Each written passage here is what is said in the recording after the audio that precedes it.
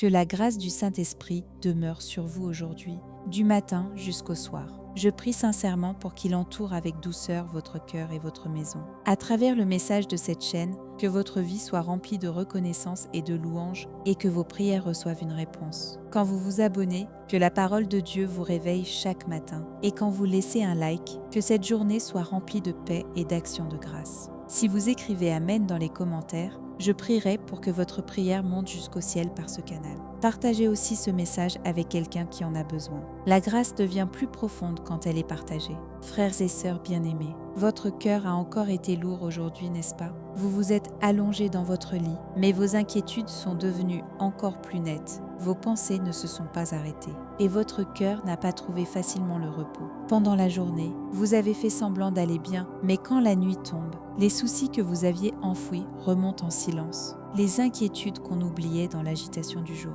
reviennent l'une après l'autre dès que tout se calme. Est-ce que ma santé va tenir? Est-ce que mes enfants vont bien? Comment vais-je payer les dépenses de ce mois? Que dira le résultat de l'examen à l'hôpital demain? Quand ces pensées s'enchaînent sans fin, le sommeil s'éloigne de plus en plus. Certains prennent des somnifères, d'autres restent devant leur téléphone jusqu'à l'aube et finissent par s'endormir d'épuisement. Mais même là, le sommeil n'est pas profond. Et au matin, on se réveille encore plus fatigué. Pourtant, l'Écriture parle clairement. Ne vous inquiétez de rien. Mais en toute chose, par la prière et la supplication, faites connaître vos besoins à Dieu. Puis vient cette promesse. Et la paix de Dieu, qui surpasse toute intelligence, gardera vos cœurs et vos pensées. Ce n'est pas une simple parole de consolation, c'est une promesse de Dieu. C'est une vérité réelle que nous pouvons vivre. En cet instant, n'essayez pas de tout régler par vos propres forces. Vous n'avez pas besoin de vous forcer encore pour tenir. Pendant les 21 prochains jours, à travers cette parole et cette prière avant de dormir, remettez tout entièrement au Seigneur.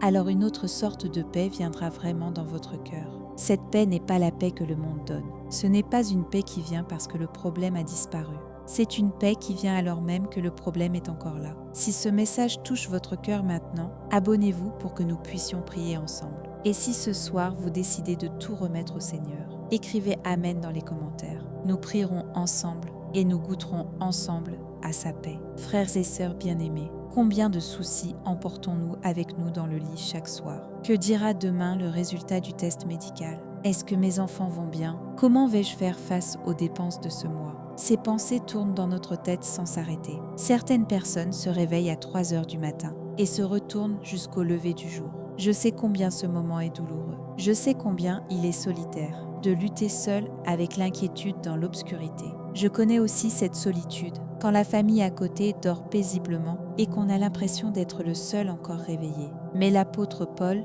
depuis la prison de Philippe, dans cet endroit sombre et froid, a crié ceci. Voici Philippiens 4, versets 6 et 7. Ne vous inquiétez de rien, mais en toute chose, faites connaître vos besoins à Dieu par des prières et des supplications, avec des actions de grâce. Et la paix de Dieu, qui surpasse toute intelligence, gardera vos cœurs et vos pensées en Jésus-Christ. Alors, que veut dire cette parole? Ne vous inquiétez de rien? Est-ce que cela veut dire qu'il n'y a absolument rien à craindre? Non. Paul avait beaucoup de raisons de s'inquiéter. Il était en prison. Il ne savait pas quand il pourrait être exécuté. Ses compagnons étaient dispersés, les églises étaient persécutées, son corps était affaibli et l'avenir était incertain. Et pourtant il dit, ne vous inquiétez de rien. Pourquoi? Non pas parce qu'il n'avait aucun problème, mais parce qu'il savait comment les traiter. Au lieu de laisser les problèmes devenir de l'angoisse, il nous dit de les transformer en prière. Le mot inquiétude ici vient du grec merimnao. Il parle d'un cœur tiré dans plusieurs directions à la fois. Une inquiétude en fait naître 10. 10 en font naître 100. Voilà comment le cœur se déchire, se disperse et se trouble. Mais la prière fait exactement l'inverse. La prière rassemble le cœur dispersé. Elle tourne le cœur vers Dieu. L'inquiétude épuise nos forces, mais elle ne résout rien. La prière, au contraire, remet cette énergie entre les mains de Dieu et lui laisse le soin d'agir. Paul était en prison. Il ne savait pas ce que demain lui réservait, mais il n'était pas dévoré par l'angoisse, parce qu'il avait transformé cette angoisse en prière. Ce n'est pas simplement de la pensée positive, ce n'est pas nier le problème, c'est reconnaître que le problème existe, mais au lieu de le garder dans nos mains, le déposer dans celles de Dieu. Ce soir, vous aussi, vous devez prendre cette décision. Allez-vous continuer à retenir vos inquiétudes ou allez-vous les donner à Dieu? Ce n'est pas juste un exercice mental, c'est un tournant spirituel. C'est transformer l'énergie de la peur en énergie de prière. Laissez-moi vous raconter l'histoire de sœur Kim Soon-ye, une ancienne de Busan. L'an dernier, elle a perdu son mari soudainement. Il a fait un arrêt cardiaque. Ce matin-là, il s'est levé comme d'habitude et il prenait son petit déjeuner. Quand tout à coup il s'est effondré, ils ont appelé les secours, mais il est décédé avant d'arriver à l'hôpital. Elle a dû dire adieu ainsi à l'homme avec qui elle avait vécu 40 ans. Après cela, chaque nuit a été remplie de peur. Et si moi aussi je tombais soudainement? Et si cela m'arrivait quand je suis seule? Et si je devenais un poids pour mes enfants? J'ai peur de vieillir seule. Ces pensées revenaient tous les soirs. Même après avoir pris des somnifères, elle se réveillait avant l'aube et ne faisait que pleurer. Quand elle se regardait dans le miroir, elle se voyait vieillir et chaque fois la peur montait d'un coup. Puis un jour, son pasteur a prêché sur cette parole. Il a dit « Transformez vos inquiétudes en prières ». À partir de ce soir-là, elle a changé. Avant d'aller se coucher, elle a commencé à écrire chaque inquiétude sur une feuille. Ses inquiétudes pour sa santé, pour ses enfants, pour l'argent, pour la solitude, elle écrivait tout. Puis elle prenait cette feuille dans ses mains et priait ainsi devant le Seigneur. Seigneur, je n'arrive plus à porter toutes ces inquiétudes. Peu importe combien je m'en fais, rien ne change. Elles ne font que devenir plus lourdes. Je te les remets. Prends-en la responsabilité, Seigneur. Je les dépose devant toi. Reçois-les, je t'en prie. Elle a prié ainsi pendant 21 jours. La première semaine, elle était encore très anxieuse. Même après avoir prié, les inquiétudes revenaient sans cesse. Chaque fois que cela arrivait, elle priait de nouveau. Seigneur, l'inquiétude est revenue. Je te la redonne encore. Elle priait ainsi plusieurs fois par jour. Mais quand la deuxième semaine est arrivée, son cœur a commencé doucement à s'alléger. L'inquiétude revenait encore, mais elle n'écrasait plus son cœur comme avant. Quand elle priait, la paix venait vraiment. À la troisième semaine, elle a commencé à faire l'expérience d'une paix profonde. Elle attendait même avec joie ce moment de prière avant le sommeil. C'était devenu l'heure la plus paisible de sa journée. Bien sûr, il y a encore des sujets d'inquiétude dans sa vie. Elle vieillit, sa santé n'est plus la même et il lui arrive de se sentir seule. Mais ses inquiétudes ne la dirigent plus parce qu'elle a appris à les transformer en prière. Quand l'angoisse arrive, elle la change tout de suite en prière. Et la paix vient. Frères et sœurs bien-aimés, commencez dès ce soir. Écrivez vos inquiétudes. Écrivez-les clairement. Pas une angoisse vague, mais ce qui vous préoccupe réellement. Puis remettez tout cela au Seigneur. Lisez chaque sujet et confiez-le lui. C'est le premier pas du miracle des 21 jours. Décidez de transformer l'inquiétude en prière. C'est le premier pas vers la paix. Allons maintenant un peu plus loin. Paul ne dit pas seulement de prier, il dit de prier avec reconnaissance. Savez-vous combien cela est important? Quand nous apportons nos demandes à Dieu, nous prions souvent dans la plainte. Seigneur, pourquoi cela m'arrive-t-il? Seigneur, pourquoi la vie est-elle si dure seulement pour moi? On dirait que tout va bien pour les autres. Alors pourquoi suis-je ainsi? Mais une prière remplie de plaintes n'apporte pas la paix au cœur. Elle ne fait qu'approfondir l'amertume. Après avoir prié, on se sent encore plus blessé, encore plus triste, encore plus en colère. Mais Paul dit, présentez vos demandes avec des actions de grâce. Comment est-ce possible? Comment remercier quand il y a un problème? Comment remercier quand on est malade? Comment remercier quand l'argent manque? Comment remercier quand une relation est brisée? Il y a ici un secret spirituel. La reconnaissance ne vient pas parce qu'il n'y a pas de problème. La reconnaissance vient parce que nous voyons Dieu au-delà du problème. La reconnaissance ne regarde pas d'abord la situation, elle regarde Dieu. Relisez Philippiens 4, verset 6. Faites connaître vos besoins à Dieu avec des actions de grâce. Ce n'est pas nier la réalité, c'est reconnaître la difficulté tout en se confiant dans le Dieu qui est plus grand qu'elle. C'est confesser, oui, le problème est réel, mais Dieu est encore plus grand. C'est difficile, mais sa grâce me suffit. Je suis inquiet, mais Dieu reste fidèle. Voilà le cœur de la reconnaissance. Et cette reconnaissance change complètement notre manière de prier. Une prière remplie de plaintes nous entraîne plus profondément dans l'obscurité. Mais une prière remplie de reconnaissance nous conduit vers la lumière. La plainte rend le problème plus grand. La reconnaissance rend Dieu plus grand. Permettez-moi de vous raconter l'histoire de la diaconesse Park Young-hee que j'ai rencontrée dans le ministère il y a quelques années. Elle venait de Daejeon. Elle avait alors un peu plus de 50 ans. Son mari s'était retrouvé dans une dette énorme après la faillite de son entreprise. Il s'était porté garant pour la mauvaise personne. La dette se chiffrait à des centaines de milliers de dollars. Ils ont dû vendre leur maison et entrer en location. Toutes les économies d'une vie ont disparu. Sous le choc, elle pleurait tous les soirs. Chaque fois qu'elle essayait de prier, seule l'amertume sortait de son cœur. Seigneur, qu'avons-nous fait de mal? Mon mari est un homme bon. Il a été fidèle dans l'église. Il a toujours donné la dîme. Alors pourquoi devons-nous souffrir ainsi? Les voisins d'à côté ne croient même pas en toi, et pourtant ils semblent vivre tranquilles. Pourquoi cela nous arrive-t-il? Plus elle priait ainsi, plus son cœur devenait misérable. Elle sentait de l'amertume envers Dieu, et elle n'avait même plus envie d'aller à l'église. Elle avait honte de voir les autres. Mais un matin, elle est tombée sur cette parole. Présentez vos demandes à Dieu avec reconnaissance. À ce moment-là, elle a compris quelque chose. J'ai prié avec plainte. Voilà pourquoi je n'ai aucune paix. Voilà pourquoi la prière ne fait que resserrer mon cœur. À partir de ce jour, elle a changé sa manière de prier. Seigneur, même si nous avons perdu notre maison, merci parce que ma famille est encore en bonne santé. Même si notre dette est grande, merci parce que tu nous donnes encore la force de travailler. Même si la vie est dure, merci parce que je peux encore me confier en toi. Même si nous vivons maintenant en location, merci parce que nous avons encore un toit. Même si nos économies ont disparu, merci parce que notre corps peut encore travailler. C'est ainsi qu'elle a commencé à prier. Au début, cela sonnait forcé. Ses lèvres disaient merci, mais son cœur ne suivait pas. Pourtant, elle a continué. Chaque soir, elle a cherché une raison de remercier Dieu, même petite. Elle cherchait quelque chose. Et quelque chose d'étonnant s'est produit. Les problèmes étaient toujours là. La dette était toujours là. Les difficultés financières n'avaient pas disparu. Mais son cœur, lui, commençait à changer. Elle recommençait à dormir. Elle retrouvait de la force pour se lever le matin. Sa manière de traiter les autres changeait aussi. Elle n'était plus écrasée par la honte. Elle devenait stable, paisible, digne, parce qu'au milieu du manque, elle savait que Dieu était vivant et que sa grâce suffisait. Peu à peu, un chemin s'est ouvert. Après 21 jours, puis après 1 mois, puis après 3 mois, des choses étonnantes ont commencé à arriver. Son mari a trouvé un nouveau travail et elle aussi a commencé un emploi à temps partiel. Ce n'était pas beaucoup, mais ils ont commencé à rembourser petit à petit. 2 ans plus tard, ils ont pu se préparer un petit foyer à eux. Aujourd'hui, la majeure partie de la dette est presque effacée. Et elle dit encore ceci.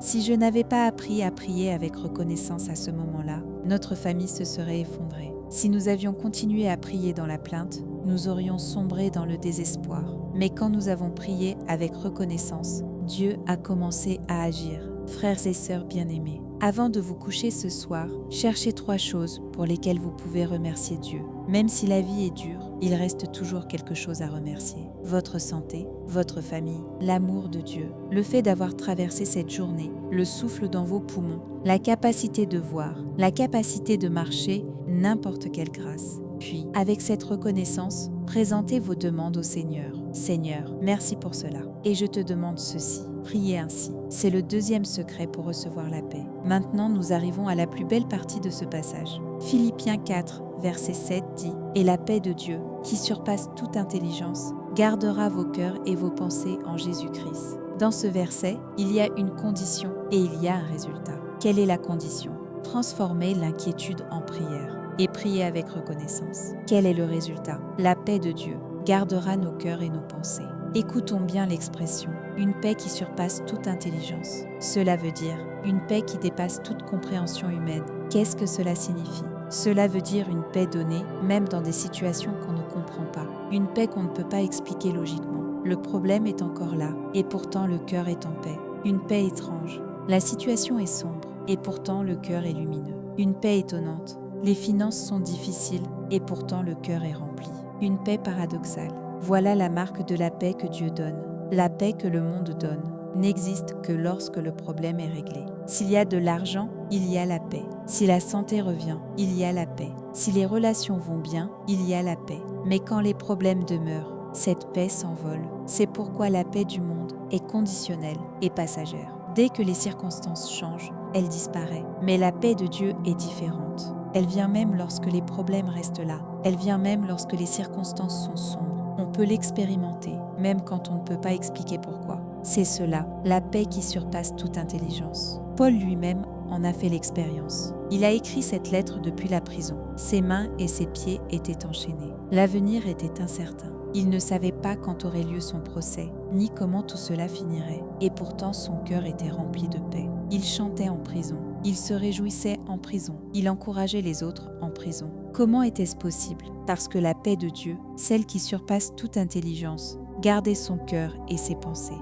Et que fait cette paix? Elle garde nos cœurs et nos pensées. Le mot « garder » ici est un mot militaire. Il décrit les soldats qui protègent une ville, les sentinelles qui gardent une porte. L'ennemi attaque, les flèches arrivent, les pierres tombent, les ennemis montent au mur. Mais les gardes défendent la ville. Ils arrêtent les flèches, ils évitent les coups, ils repoussent l'ennemi. De la même manière, il y a des ennemis qui attaquent nos cœurs. L'inquiétude, la peur, l'angoisse, le doute, le désespoir viennent comme des flèches. Mais la paix de Dieu garde notre cœur. Elle empêche ces flèches de pénétrer profondément en nous. La paix de Dieu n'est pas seulement une sensation agréable, c'est un bouclier spirituel qui nous protège contre les pensées inquiètes, les peurs et le découragement. Laissez-moi vous partager le témoignage de l'ancienne Jung Mi-suk de Gwangju. L'an dernier, on lui a diagnostiqué un cancer du sein. Le médecin lui a recommandé une opération, puis une chimiothérapie. Cette nuit-là, en rentrant chez elle, elle s'est effondrée en larmes.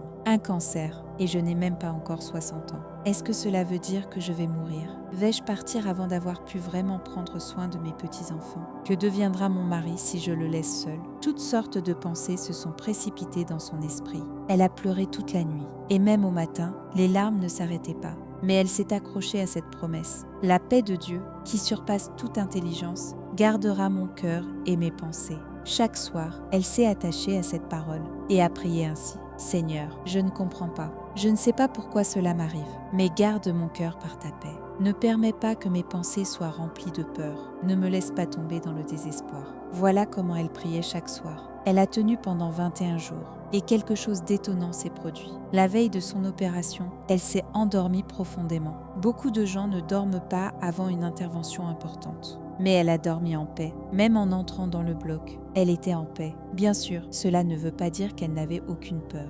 Mais au milieu même de cette peur, la paix était là. Une paix qu'elle ne pouvait pas expliquer. La même chose s'est produite pendant la chimiothérapie. Son corps était faible, bien sûr. Ses cheveux tombaient, elle souffrait de nausées, tout son corps lui faisait mal.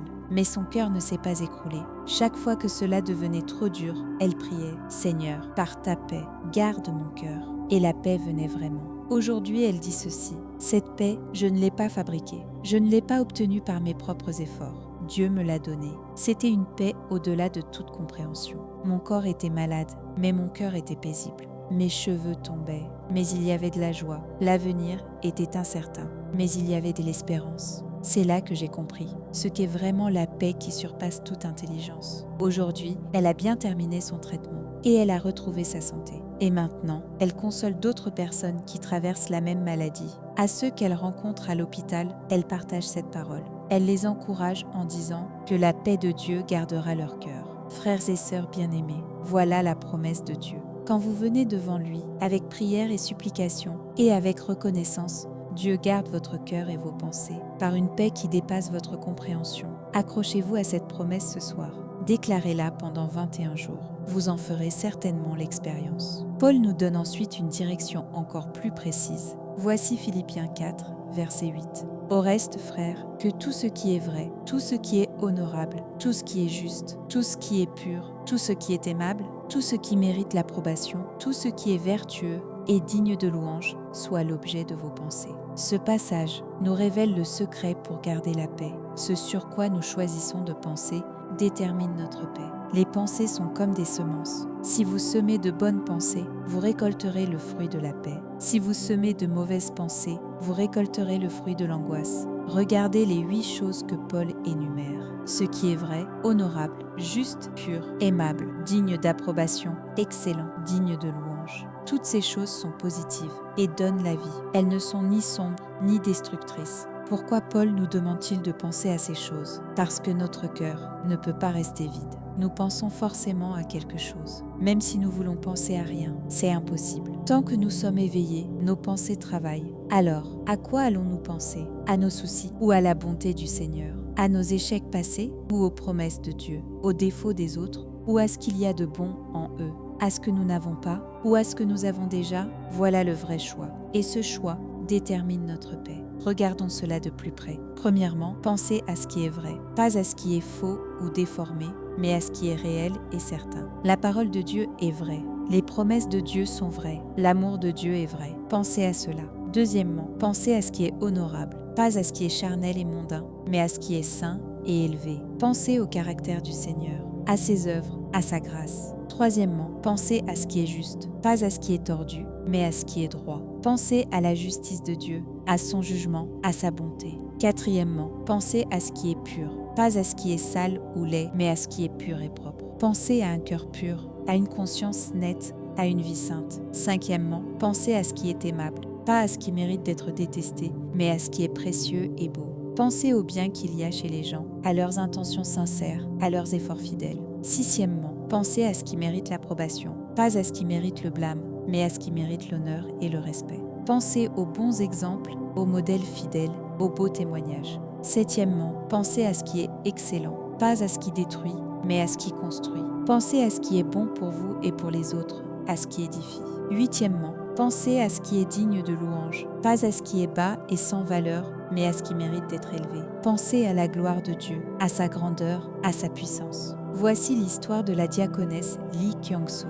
d'Incheon, elle souffrait d'un trouble anxieux depuis des années, même pour de petites choses. Elle s'inquiétait énormément et chaque soir, elle restait éveillée à imaginer le pire. Si l'un de ses enfants rentrait un peu tard, elle avait peur d'un accident. Si son mari toussait, elle s'imaginait une maladie grave. Si elle sentait une douleur dans son corps, elle pensait tout de suite au cancer. L'hôpital avait diagnostiqué chez elle un trouble anxieux et lui avait donné des médicaments, mais cela ne réglait pas la racine du problème. Quand elle prenait le traitement, elle se sentait un peu mieux. Mais dès qu'elle arrêtait, l'angoisse revenait. Puis elle est tombée sur ce passage. Pensez à ce qui est vrai, honorable et juste. Et elle a compris quelque chose. J'ai passé mon temps à penser au pire. Je me suis inquiétée pour des choses qui n'étaient même pas arrivées. J'ai rempli mon esprit de ce qui était faux, négatif et sombre. Elle a pris une décision. À partir de maintenant, je vais changer ma manière de penser. Elle a acheté un petit carnet. Et chaque soir avant de dormir, elle écrivait les choses de la journée pour lesquelles elle pouvait remercier Dieu, les belles choses qui s'étaient passées et les moments où elle avait vu la grâce du Seigneur. Elle cherchait et écrivait ce qui était vrai, beau et digne de louange. Au début, cela lui paraissait étrange. Les pensées négatives revenaient sans arrêt. Même quand elle essayait de penser à de bonnes choses, les mauvaises pensées arrivaient très vite. Mais elle n'a pas abandonné. Chaque fois qu'une pensée sombre venait, elle la remplaçait aussitôt. Si elle se disait « Mon enfant a dû avoir un accident », elle choisissait de penser « Dieu va le protéger ». Si elle se disait « Mon mari a sûrement une grave maladie », elle choisissait de penser « Dieu peut le guérir ». Si elle se disait « J'ai peut-être un cancer », elle choisissait de penser « Dieu m'aime ». Elle a suivi cela pendant 21 jours et un changement étonnant s'est produit. Quand elle se couchait, le flux de ses pensées commençait à changer. Avant, l'inquiétude arrivait toujours en premier. Maintenant, c'était la reconnaissance. Au lieu du pire scénario, c'était la bonté de Dieu qui lui venait à l'esprit. Au lieu de voir seulement les problèmes, elle voyait les bénédictions. Aujourd'hui, elle ne prend plus ses médicaments. Bien sûr, il lui arrive encore de sentir l'angoisse revenir. Mais à chaque fois, elle reprend cette habitude. Elle pense à ce qui est vrai. Elle se rappelle la fidélité de Dieu. Elle se souvient de la manière dont le Seigneur l'a conduite jusque-là. Si le Seigneur l'a gardée jusqu'à aujourd'hui, alors il la gardera encore demain. Et la paix revient. Frères et sœurs bien-aimés, commencez cette pratique dès ce soir. Donnez 5 minutes avant de vous coucher. Pensez à 3 bonnes choses de votre journée. Souvenez-vous des moments où vous avez vu la grâce du Seigneur. Cherchez ce qui mérite reconnaissance, ce qui mérite louange, ce qui est beau. Gravez cela dans votre cœur. Au début, cela vous semblera peut-être étrange, mais persévérez pendant 21 jours. Le cours de vos pensées changera. Et ce changement vous conduira à la... Paul continue et dit en Philippiens 4, verset 9, « Ce que vous avez appris, reçu, entendu et vu en moi, pratiquez-le, et le Dieu de paix sera avec vous. » Le mot important ici, c'est pratiquer. Il ne s'agit pas de le faire une fois et d'arrêter. Il s'agit de continuer jusqu'à ce que cela devienne une habitude. Paul utilise 4 verbes, apprendre, recevoir, entendre et voir. Puis il dit, mettez-le en pratique. Apprendre, c'est acquérir une connaissance. Recevoir, c'est accueillir cette vérité dans son cœur. Entendre, c'est écouter avec attention. Voir, c'est contempler cette vérité dans la vie réelle. Puis vient le dernier pas, la pratique. Beaucoup de gens entendent la parole et sont touchés. Ils sont émus pendant le culte. Ils sont consolés quand ils lisent la Bible. Ils sentent la paix lorsqu'ils prient. Mais ils ne mettent pas la parole en pratique. Alors rien ne change. Même la paix reste passagère. Parce qu'écouter ne suffit pas. Jacques 1, versets 22 à 25 dit « Mettez la parole en pratique et ne vous bornez pas à l'écouter en vous trompant vous-même. Car si quelqu'un écoute la parole et ne la met pas en pratique, il est semblable à un homme qui regarde son visage dans un miroir. Après s'être regardé, il s'en va et oublie aussitôt comment il était. Mais celui qui plonge les regards dans la loi parfaite, celle de la liberté, et qui persévère, n'étant pas un auditeur oublieux, mais un homme qui agit, celui-là sera heureux dans son activité. Si nous entendons seulement la parole sans y obéir, c'est comme regarder dans un miroir puis oublier ce qu'on a vu. Mais lorsque nous entendons la parole et que nous la faisons, la bénédiction suit.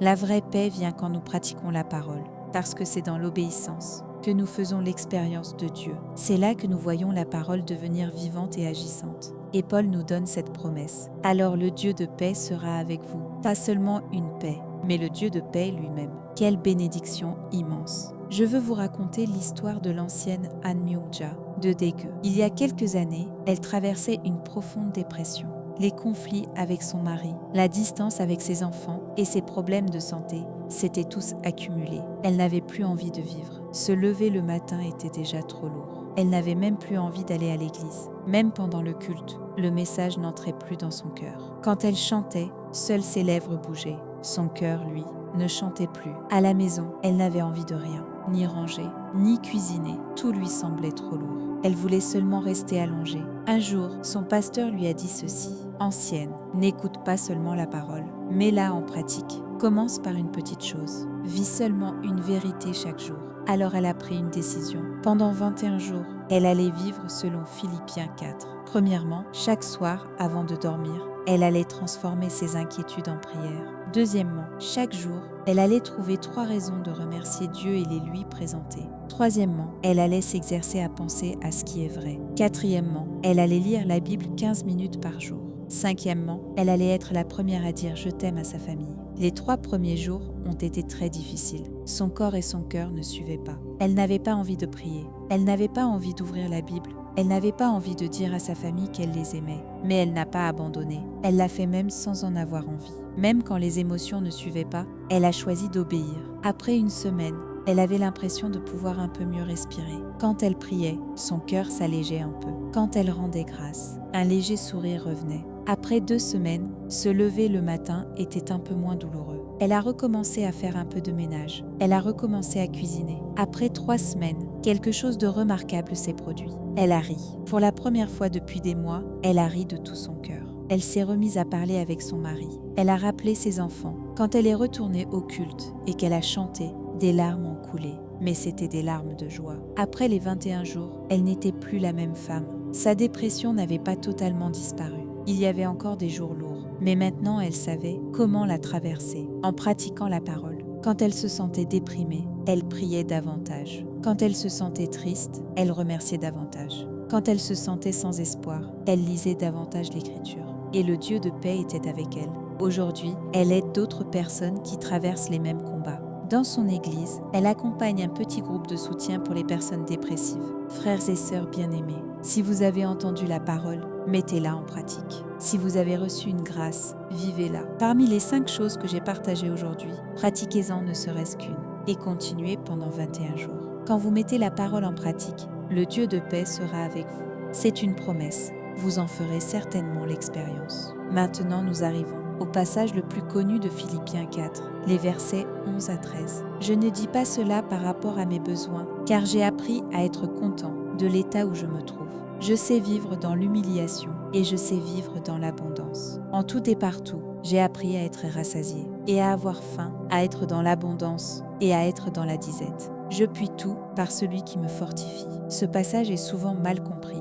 Beaucoup entendent « je puis tout » comme si cela voulait dire « je peux obtenir tout ce que je veux, réussir tous mes projets, accomplir n'importe quel rêve par ma propre puissance ». Mais ce n'est pas ce que Paul veut dire. Quand Paul dit « je puis tout », il parle de la capacité de demeurer en paix dans toutes les situations. Qu'il soit abaissé ou dans l'abondance, rassasié ou affamé, il peut rester content dans toutes les circonstances. Et cela n'est pas possible par sa propre force, mais par celui qui le fortifie, par Christ. Écoutez bien ce mot, contentement. En grec, c'est autarque. Cela parle d'un cœur qui a assez, non parce que les circonstances sont parfaites, mais parce qu'il se repose en Dieu. Paul dit « j'ai appris cela ». ce n'est pas venu naturellement. Il l'a appris.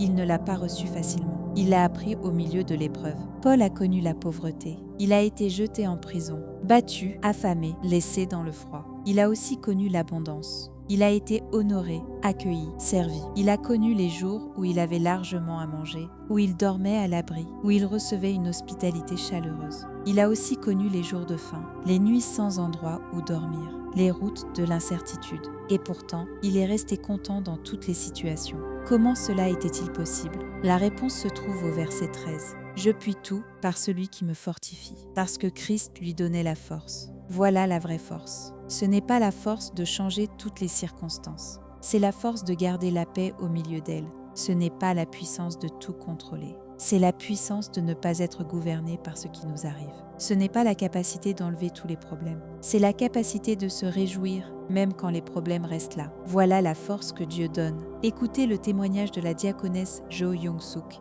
d'Ulsan. À la fin de sa cinquantaine, elle a vu l'entreprise de son mari s'écrouler. En un seul jour, ils ont tout perdu. La maison, la voiture, les économies, tout a disparu. Les créanciers sont venus chez eux et ont saisi leurs biens. Elle a dû quitter la maison où elle avait vécu toute sa vie. À presque 60 ans, elle s'est retrouvée dans une petite location mensuelle. Le logement était étroit, mais surtout son cœur était écrasé. Elle est tombée dans le désespoir. Quel espoir reste-t-il maintenant? Comment recommencer à mon âge? Elle avait honte de voir ses amis. Elle n'osait même plus aller à l'église. Elle s'est même plainte devant Dieu. « Seigneur, qu'avons-nous fait de mal? Nous avons fidèlement donné la dîme. Nous avons servi avec sérieux. Pourquoi devons-nous passer par cela ?» Mais elle s'est accrochée à cette parole. Dans toutes les circonstances, j'ai appris à être content. Je puis tout par celui qui me fortifie. Chaque soir, elle déclarait cette parole. « Seigneur, ma situation aujourd'hui est basse. Je vis dans une petite pièce. J'ai presque tout perdu. L'avenir est incertain. Mais en toi, Seigneur, je peux encore être dans le contentement. Si tu me donnes la force, je peux traverser même cela. » Et quelque chose d'étonnant s'est produit. La situation ne changeait pas. Elle vivait toujours dans cette petite location. La vie restait difficile, mais son cœur a commencé à changer. Au lieu de la misère, la reconnaissance a commencé à monter. Au lieu du désespoir, l'espérance est apparue. Elle s'est mise à penser ainsi. La maison est petite, mais j'ai encore un toit. J'ai peu d'argent, mais j'ai encore la santé pour travailler.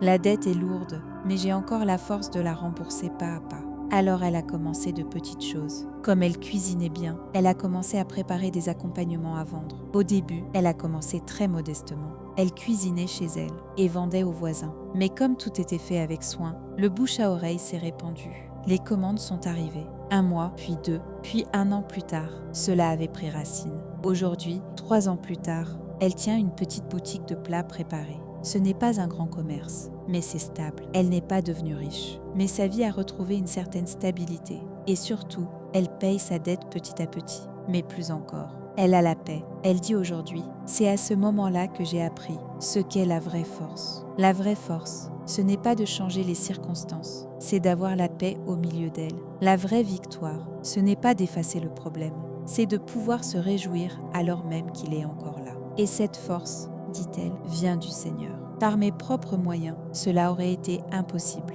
Mais avec la force du Seigneur, cela l'a été. Frères et sœurs bien-aimés, quelle est votre situation ce soir? Avez-vous été abaissé? Êtes-vous épuisé? Êtes-vous dans le besoin? Alors ne perdez pas courage. Le Christ qui vit en vous vous donnera la force. Il vous donnera la force d'être content dans toutes les situations. Il vous donnera la force de ne pas être dominé par les circonstances, mais de vous tenir au-dessus d'elles. Croyez-le, déclarez cette parole pendant 21 jours. Vous l'expérimenterez certainement. Nous arrivons maintenant au 7e et dernier point. Jusqu'ici, nous avons partagé 6 vérités. La décision de transformer l'inquiétude en prière, la supplication accompagnée de reconnaissance, la promesse d'une paix qui surpasse l'intelligence, la discipline de penser à ce qui est vrai, l'obéissance qui met la parole en pratique et la force trouvée en Christ. Si vous vivez ces 6 choses pendant 21 jours, que se passera-t-il? Un miracle se produira. Le miracle dont il est question ici ne veut pas dire seulement que les circonstances vont changer d'un coup. Bien sûr, cela peut arriver aussi. Dieu peut changer les situations. Il peut ouvrir des chemins fermés, résoudre les problèmes, faire des miracles. Mais le miracle le plus grand, c'est que vous changiez. Votre cœur changera, vos pensées changeront, votre manière de vivre changera. Et c'est cela, le vrai miracle.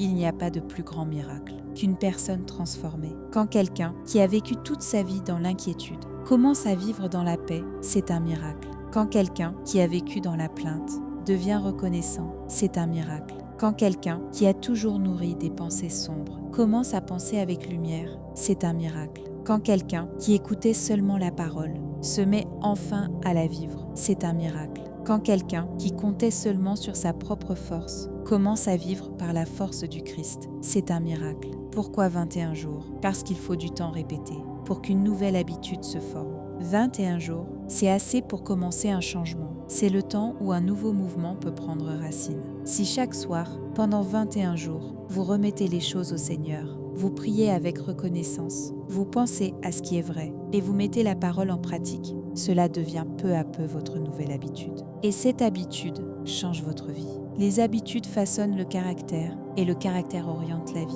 Je veux terminer avec l'histoire de l'ancienne Choi Soon-ja de Séoul. Elle avait souffert d'insomnie toute sa vie. Depuis sa jeunesse, elle n'avait jamais vraiment bien dormi. Chaque nuit, elle se tournait dans son lit, se réveillait avant l'aube et ne parvenait plus à se rendormir. Même les somnifères ne l'aidaient pas. Alors, elle était toujours fatiguée pendant la journée et facilement irritée. Ses relations avec sa famille n'étaient pas bonnes non plus. Elle s'emportait contre son mari, se mettait en colère contre ses enfants et trouvait toujours quelque chose à reprocher. Puis un jour, elle a entendu parler de ce défi de 21 jours. Une diaconesse l'avait mentionné dans le groupe de maison de son église. Au début, elle n'y croyait pas trop. Elle se disait « Comment cela pourrait-il m'aider? J'ai lutté contre l'insomnie toute ma vie.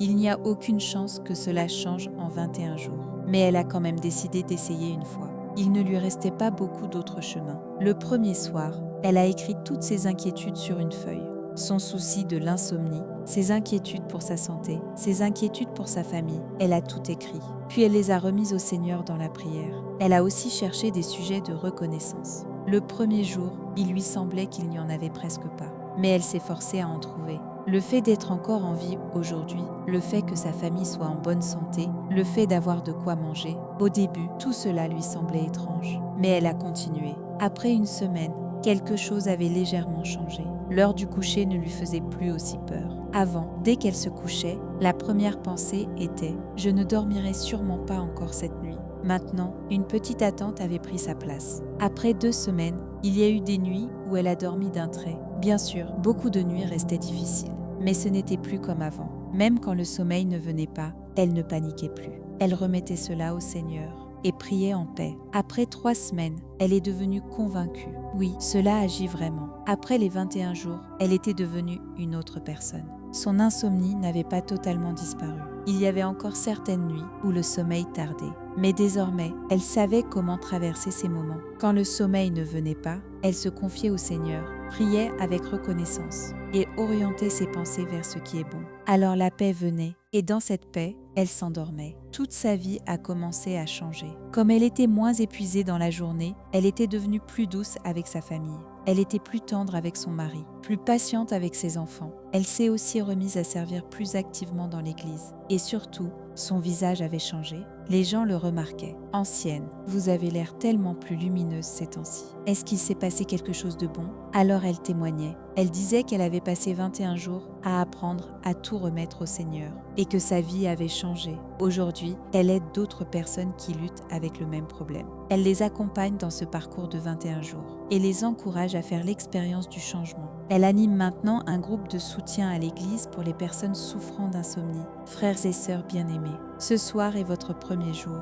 Commencez ce chemin pour les 21 prochains jours. Transformez vos inquiétudes en prières. Présentez vos demandes avec reconnaissance. Faites l'expérience de la paix de Dieu. Pensez à ce qui est vrai. Mettez la parole en pratique. Recevez votre force en Christ. Le premier jour vous semblera étrange. Le deuxième non plus ne sera pas naturel. Le troisième sera peut-être encore difficile. Mais n'abandonnez pas. Tenez une semaine. Alors vous commencerez à voir un changement. Tenez 2 semaines. Alors la différence sera plus nette. Tenez 3 semaines. Alors vous ne serez plus la même personne.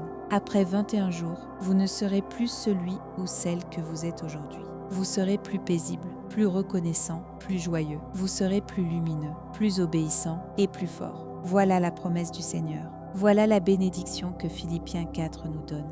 Bien-aimés enfants de Dieu, à travers Philippiens 4, nous avons partagé 7 vérités importantes. Premièrement, nous avons appris la puissance de cette décision. Transformez l'inquiétude en prière. Ne gardez pas vos soucis pour vous. Remettez-les au Seigneur. C'est là que la paix commence. Deuxièmement, nous avons appris le secret de présenter nos demandes avec reconnaissance. Ne priez pas dans la plainte. Priez dans la reconnaissance. C'est la clé de la paix. Troisièmement, nous nous sommes attachés à la promesse d'une paix qui surpasse toute intelligence. Une paix donnée même dans des situations incompréhensibles. Voilà le don de Dieu. Quatrièmement, nous avons commencé à exercer notre cœur, à demeurer dans ce qui est vrai et honorable. Ce à quoi vous choisissez de penser façonnera ce que vous devenez. Cinquièmement, nous avons appris à attendre le fruit de l'obéissance. En mettant en pratique ce que nous avons appris, reçu et entendu, ne vous contentez pas d'écouter la parole. Vivez-la. C'est le chemin de la bénédiction. Sixièmement, nous avons découvert la source de la force qui nous permet de traverser toute chose. Ce n'est pas notre propre force, mais celle du Christ. Voilà la vraie force. Septièmement, nous avons reçu l'assurance d'une vie nouvelle à travers ce parcours de 21 jours. Les petites habitudes produisent de grands changements. Maintenant, le choix vous appartient. Ce soir, vous pouvez entendre ce message et passer votre chemin. Alors demain, vous risquez de retrouver les mêmes soucis, la même anxiété et les mêmes nuits sans sommeil. Ou bien, ce soir peut devenir le tournant de votre vie. À partir d'aujourd'hui, pour 21 jours, vous pouvez bâtir une nouvelle habitude. 21 jours, ce n'est pas long. Ce n'est ni 3 mois, ni une année. C'est seulement 21 jours. Mais ces 21 jours peuvent changer votre vie. Commencez ce soir. Prenez simplement 10 minutes avant de dormir. Déposez vos inquiétudes devant le Seigneur. Confessez votre reconnaissance et couchez-vous en pensant à ce qui est bon. Puis faites de même demain soir et le soir suivant et continuez ainsi pendant 21 jours. Le Seigneur est fidèle. Quand vous faites un pas vers lui, il en fait 10 vers vous. Si vous ouvrez juste un peu la porte, la paix du Seigneur entrera comme un fleuve. Si vous plantez la semence, le Seigneur la fera grandir. Si cette vidéo vous a aidé, laissez un like et partagez-la avec quelqu'un qui traverse la même lutte. S'il y a dans votre famille, parmi vos amis ou parmi vos voisins, quelqu'un qui reste éveillé chaque nuit avec ses inquiétudes, envoyez-lui cette vidéo. Cette paix est aussi pour lui. Et partagez aussi votre décision dans les commentaires. Si vous commencez le défi des 21 jours, écrivez Aman avec la date d'aujourd'hui. Nous prierons ensemble et nous avancerons ensemble. Vous n'êtes pas seul. En ce moment même, dans beaucoup d'endroits, tant d'autres personnes marchent avec vous dans ce parcours. Nous prierons ensemble, nous nous encouragerons les uns les autres et nous serons transformés ensemble. Et n'oubliez pas de vous abonner et d'activer les notifications. Chaque soir, je prierai avec vous et je partagerai la parole avec vous. Je vous accompagnerai dans ce parcours de 21 jours. Frères et sœurs bien-aimés, je prie pour que ce soir soit votre dernière nuit gouvernée par l'angoisse. Et quand vous ouvrirez les yeux demain matin, je prie pour qu'une paix nouvelle soit avec vous. Après 21 jours, je crois que vous serez réellement devenu une personne nouvelle. Que la paix du Seigneur garde votre cœur et vos pensées. Que la force du Seigneur soit avec vous. Et que l'amour du Seigneur vous conduise dans un sommeil profond. Dormez en paix et je vous retrouverai demain. Je vous aime. Je vous bénis dans le nom du Seigneur. Amen. Que la miséricorde du Seigneur demeure dans votre maison ce soir, sur chaque pièce, sur chaque porte, sur chaque fenêtre, comme une paix discrète. À travers la parole partagée ce soir, que votre cœur s'éloigne un peu du bruit de ce monde et demeure plus près du souffle de Dieu. Si quelqu'un vous vient à l'esprit en ce moment, quelqu'un qui a besoin de cette prière, partagez-la avec lui. La grâce entre plus profondément dans le cœur, quand elle est partagée, que lorsqu'elle est gardée seulement pour soi. Frères et sœurs bien-aimés, il y a des choses qui deviennent plus claires la nuit que le jour. Ce qui semblait supportable pendant la journée devient soudain beaucoup plus lourd quand la nuit tombe. La maison est silencieuse, mais le cœur fait encore du bruit. Le corps est couché dans le lit, mais les pensées continuent de marcher dans le salon, de passer par la cuisine et d'errer jusqu'à la porte d'entrée. On vérifie encore une fois si la porte est bien fermée. On rallume son téléphone une dernière fois. On regarde si un message est arrivé. On repasse le programme du lendemain dans sa tête. C'est censé être le temps du repos, mais le cœur semble avoir oublié comment se reposer. Certaines personnes n'arrivent pas à dormir parce qu'un membre de la famille n'est pas encore rentré. D'autres sentent leur poitrine se serrer en pensant à un enfant qui est loin. D'autres encore entendent sans cesse la phrase froide qu'on leur a dite aujourd'hui et n'arrivent pas à fermer les yeux. Et certaines personnes ont tant de sujets de prière avant de dormir qu'elles ne savent même pas par où commencer et cela les accable encore plus. à des personnes comme nous. Dieu vient ce soir avec la parole du psaume 4, verset 8. « Je me couche et je m'endors en paix, car toi seul, ô Éternel, tu me fais habiter en sécurité. » Ce verset n'a pas été prononcé un soir tranquille, où tout allait bien. David n'a pas dit cela depuis un palais en sécurité. Il y avait des ennemis autour de lui. Il y avait des moqueries. Il y avait de l'injustice. Il y avait la tension de ne pas savoir ce que le lendemain apporterait. Et pourtant David dit « Je me couche et je m'endors en paix ». Quelle foi étonnante dans ces paroles. Il ne se couche pas parce que les ennemis ont disparu, mais parce que Dieu est là. Il ne s'endort pas parce que les problèmes ont cessé, mais parce que Dieu veille. Pour le monde, dormir n'est qu'une chose naturelle lorsqu'on est fatigué.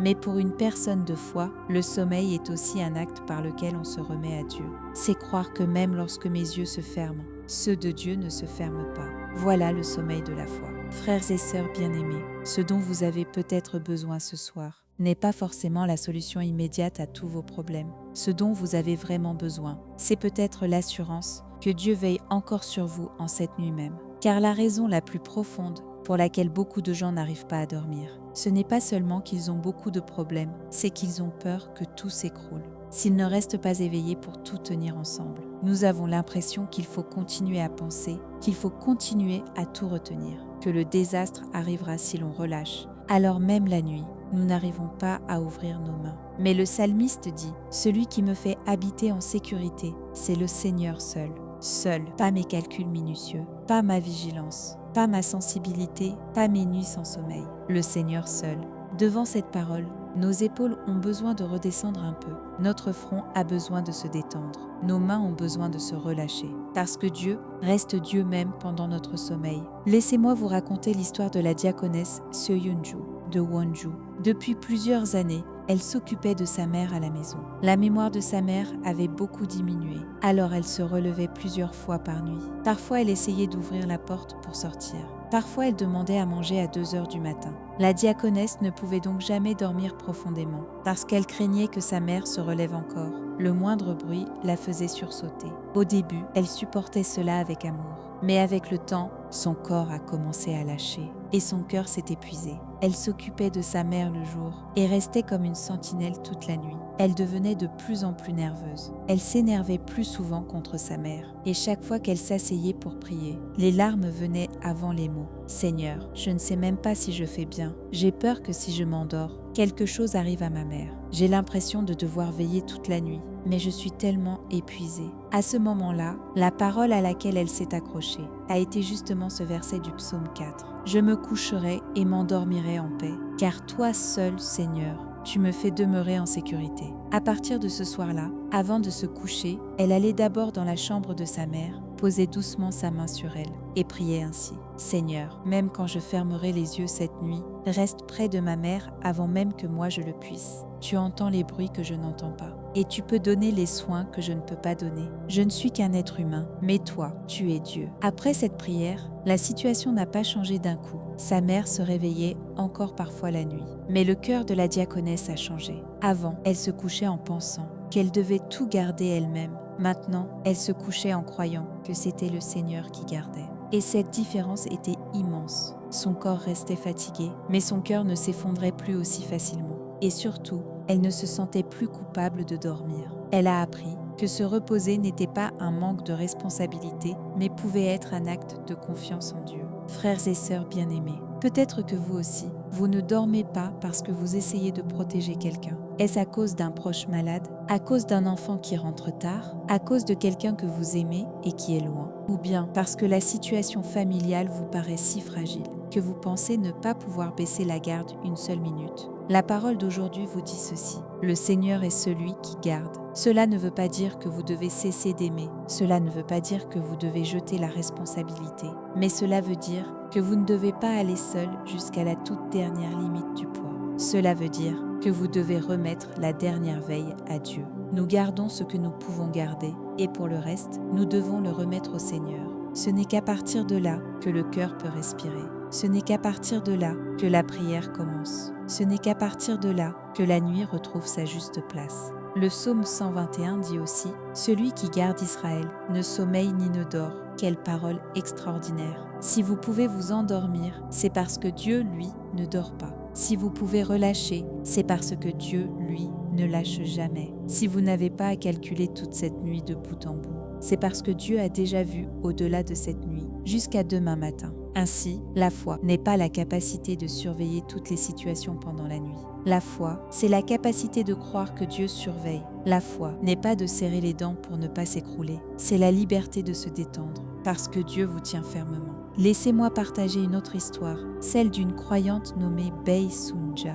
de Guimae. Son mari conduisait un poids lourd. Comme il faisait souvent de longs trajets, il y avait beaucoup de nuits où il était encore sur la route. Dès qu'il partait, elle n'arrivait plus à quitter son téléphone des yeux. Le moindre bip lui faisait tomber le cœur, et dès que les informations parlaient d'un accident, ses mains se mettaient à trembler. S'il ne répondait pas à son appel immédiatement, toutes sortes de scénarios la traversaient. Est-ce que le camion a glissé? Est-ce qu'il s'est endormi au volant? Elle s'épuisait avant même que son mari ne revienne. Et quand il rentrait sain et sauf, son propre corps était déjà raide, après une nuit entière de tension. Un mercredi soir, pendant le culte, le pasteur a dit quelque chose comme ceci. Celui qui est déjà sur la route avant toi, c'est Dieu. Celui qui est déjà assis à côté du siège du conducteur avant toi, c'est Dieu. Au moment où elle a entendu ces mots, les larmes ont coulé. À partir de cette nuit-là, chaque fois que son mari prenait la route, elle priait ainsi. Seigneur, va devant lui sur cette route où moi je ne peux pas aller. Tu vois l'obscurité que je ne vois pas. Tu entends les bruits du moteur que je n'entends pas. Jusqu'à son retour, ne me laisse pas me consumer d'inquiétude. Au début, ce n'était pas facile. Même après avoir prié, elle reprenait son téléphone. Même après avoir prié, elle regardait encore par la fenêtre. Mais elle n'a pas abandonné. Chaque fois que l'angoisse montait, elle remettait encore son mari au Seigneur. Seigneur, cette route est à toi, cette nuit est à toi, et mon mari est à toi. Après quelques mois, quelque chose a commencé à changer en elle. Ce n'est pas qu'elle prenait le travail de son mari à la légère, au contraire, elle priait plus sérieusement. Mais au lieu de se consumer toute la nuit dans l'angoisse, elle a appris à couvrir son mari par la prière. Et elle dit aujourd'hui, je pensais que c'était moi qui protégeais mon mari, mais maintenant je sais que c'est Dieu qui le protège. Frères et sœurs bien-aimés, voilà le tournant de la foi. Passer de l'idée que je dois tout tenir à la certitude que Dieu tient déjà tout. Quand ce changement se produit, la texture de la nuit change. Le lit n'est plus un atelier d'angoisse, mais un autel où l'on confie tout à Dieu. L'oreiller n'est plus seulement l'endroit où tombent les larmes, mais l'endroit où l'on apprend la paix de Dieu. Mais il y a encore une autre chose à laquelle nous devons penser. Ce qui nous tient éveillés la nuit, ce n'est pas seulement la peur de l'avenir, ce sont aussi les paroles du passé, les blessures anciennes qui reviennent à la vie quand la nuit tombe. Une phrase qu'on avait survolée dans l'agitation de la journée devient plus nette dans l'obscurité. Pourquoi cette personne a-t-elle dit cela? Pourquoi m'a-t-elle traité ainsi? Pourquoi ai-je répondu de cette façon? Pourquoi n'arrive-je toujours pas à l'oublier? En rejouant le passé comme cela, nous blessons souvent notre propre cœur encore davantage. C'est pourquoi, pour recevoir la paix pendant la nuit, nous devons non seulement remettre l'avenir à Dieu, mais aussi lui remettre les blessures de la journée. Éphésiens 4, verset 26 dit que le soleil ne se couche pas sur votre colère. Ce verset ne veut pas dire que vous ne devez jamais être en colère. Il ne veut pas dire non plus que vous devez vivre comme si vous n'aviez jamais été blessé. Il veut simplement dire ceci: ne gardez pas votre colère et votre douleur jusque dans la nuit. Car si vous emportez cette colère dans la nuit, la blessure continuera de grandir dans votre cœur pendant les heures sombres. Et au matin, vous vous lèverez avec un cœur encore plus lourd. Laissez-moi vous raconter l'histoire de l'ancienne Jean Guissouk. Danyang. Pendant longtemps, sa relation avec sa jeune sœur était difficile. Il y avait eu des tensions autour de la prise en charge de leurs parents. Et dans ce contexte, des paroles très dures avaient été prononcées. Une phrase en particulier, dite un jour au téléphone, avait profondément transpercé son cœur. Sa sœur lui avait dit « Tu ne penses qu'à toi ». Après l'appel, elle n'a pas réussi à dormir. Elle se sentait blessée, incomprise, en colère. J'ai fait de mon mieux à ma manière. Alors pourquoi ai-je dû entendre cela? À partir de ce jour, chaque nuit, elle repassait cette conversation dans sa tête. La voix de sa sœur, le ton, même l'expression de son visage tel qu'elle l'imaginait, tout cela rendait la douleur plus vive. Pendant la journée, elle semblait aller à peu près, mais la nuit, la blessure se rouvrait. Puis un jour, pendant qu'elle priait, ces mots sont montés dans son cœur. Chaque nuit, tu continues d'écouter ce que ta sœur a dit, mais tu n'écoutes pas ce que moi je te dis. Elle s'est arrêtée là, comme saisie. Cette nuit-là, pour la première fois, au lieu de répéter les paroles de sa sœur, elle a commencé à écrire ce que le Seigneur disait sur elle. Je te connais, je connais ton travail, je ne te comprends pas mal.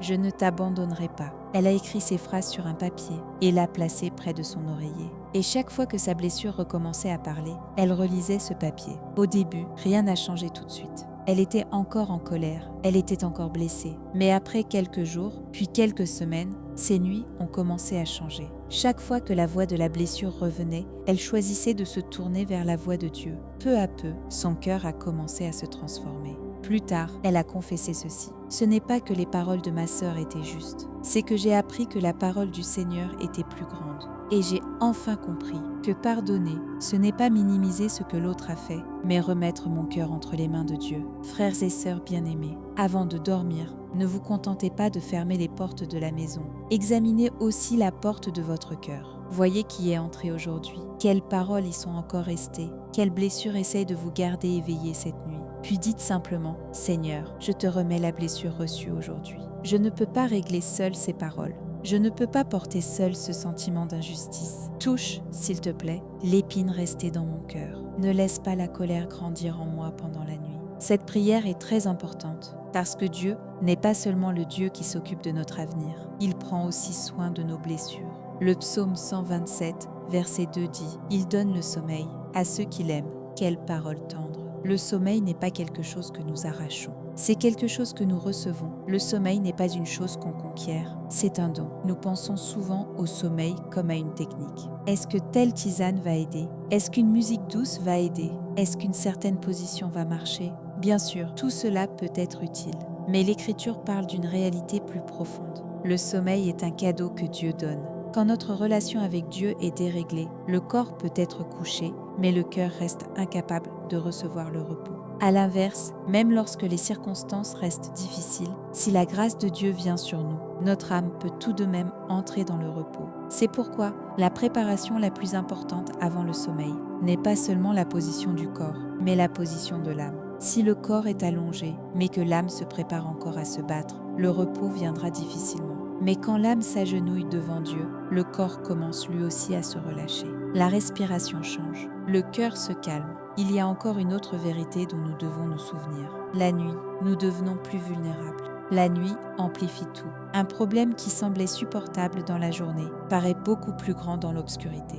Une solitude qu'on portait encore au soleil semble beaucoup plus profonde après la tombée du jour. C'est pourquoi la manière dont nous nous parlons pendant la nuit est importante. La conversation que nous avons avec nous-mêmes la nuit façonne le visage que nous porterons le lendemain matin. Si chaque nuit, nous nous répétons « C'est terrible, tout est fini, je n'y arriverai jamais, personne ne me comprend », alors notre âme sera écrasée sous ces paroles. Mais si chaque nuit, nous confessons « Le Seigneur est ici, le Seigneur me garde, le Seigneur sait, le Seigneur me conduira encore demain », alors l'âme commencera lentement à changer. Voilà pourquoi un seul verset avant de dormir n'est pas une petite chose. Ce verset peut devenir la sentinelle qui garde votre nuit. Près de votre lit, il peut devenir la voix de Dieu qui parle avant que l'angoisse n'ait le premier mot. Je veux vous raconter l'histoire de la diaconesse Oh Mi-kyung de Jeju. Son fils travaillait à l'étranger. À cause du décalage horaire, son cœur vacillait encore plus la nuit.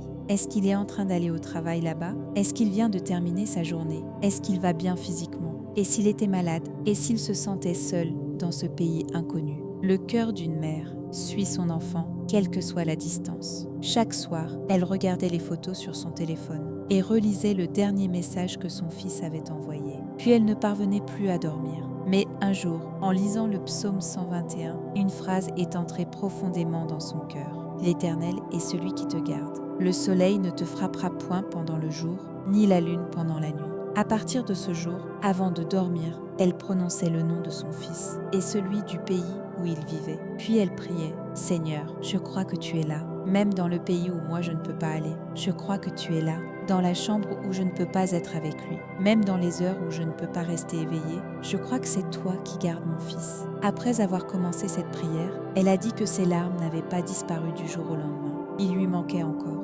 L'inquiétude montait encore. Mais cette inquiétude ne pouvait plus envahir toute la pièce intérieure de son cœur. Avant, dès que l'inquiétude arrivait, toute la nuit tremblait. Maintenant, comme la prière prenait la première place, l'inquiétude ne pouvait plus remplir tout l'espace. Quel changement important! Quand la prière prend sa place avant la situation, Quand la parole prend sa place avant les pensées, quand la présence de Dieu prend sa place avant les émotions, alors un ordre spirituel se rétablit et cet ordre produit la paix pendant la nuit. Frères et sœurs bien-aimés, à partir de ce soir, mettez en place un petit ordre avant de vous coucher. Il n'a pas besoin d'être compliqué, il n'a pas besoin d'être impressionnant. Il peut être très simple, mais profondément utile pour l'âme. Premièrement, ralentissez votre respiration, même brièvement. En inspirant, dites « Seigneur ». En expirant, dites « Tiens-moi fermement ». Priez ainsi quelques instants.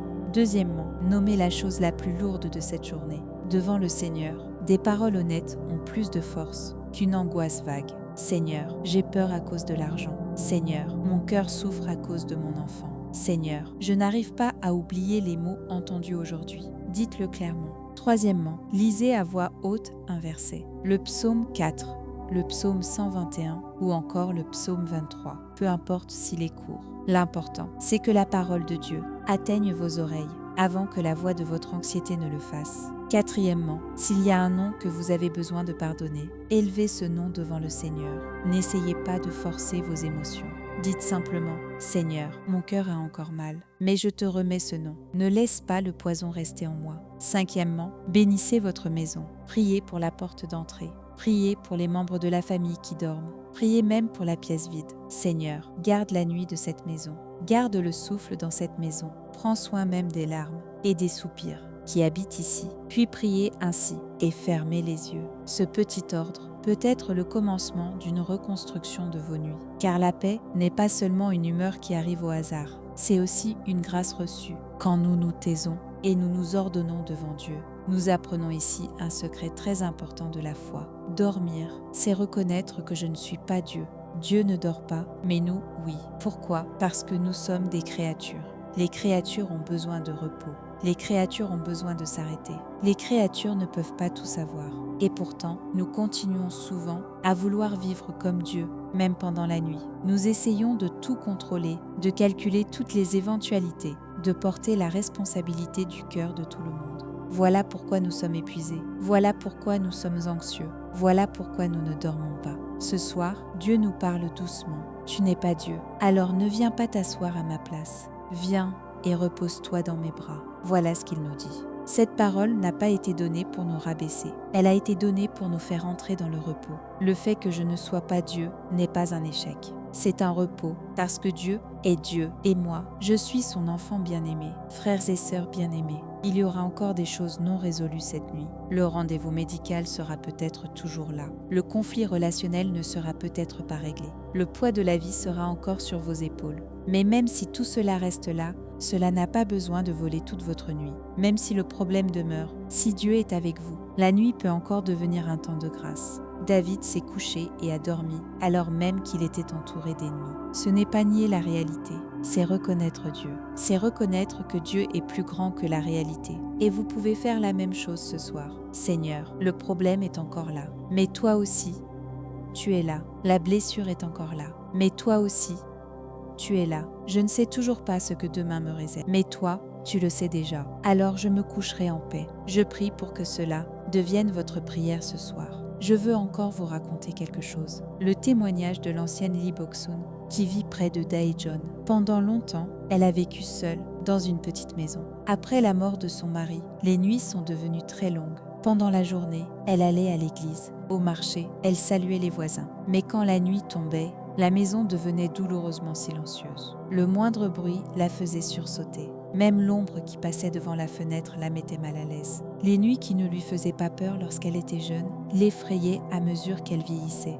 Et si un voleur entrait? Et si je tombais malade tout à coup? Si je m'écroule ici, qui le saura? Alors elle laissait la télévision allumée et passait la nuit à somnoler jusqu'à l'aube. Puis un jour, une parole entendue à l'église est restée dans son cœur. Tu n'es pas seule, tu es avec le Seigneur. À partir de ce jour, avant de se coucher, elle a commencé à marcher lentement dans sa maison en priant. Devant la porte, Seigneur, garde cette porte. Devant la fenêtre, Seigneur, garde cette fenêtre. Dans la cuisine, merci de m'avoir encore donné à manger aujourd'hui. Puis dans la chambre, Seigneur, que cette maison soit remplie cette nuit de tes pas. Enfin, assise sur son lit, elle lisait 3 fois le psaume 4, verset 8.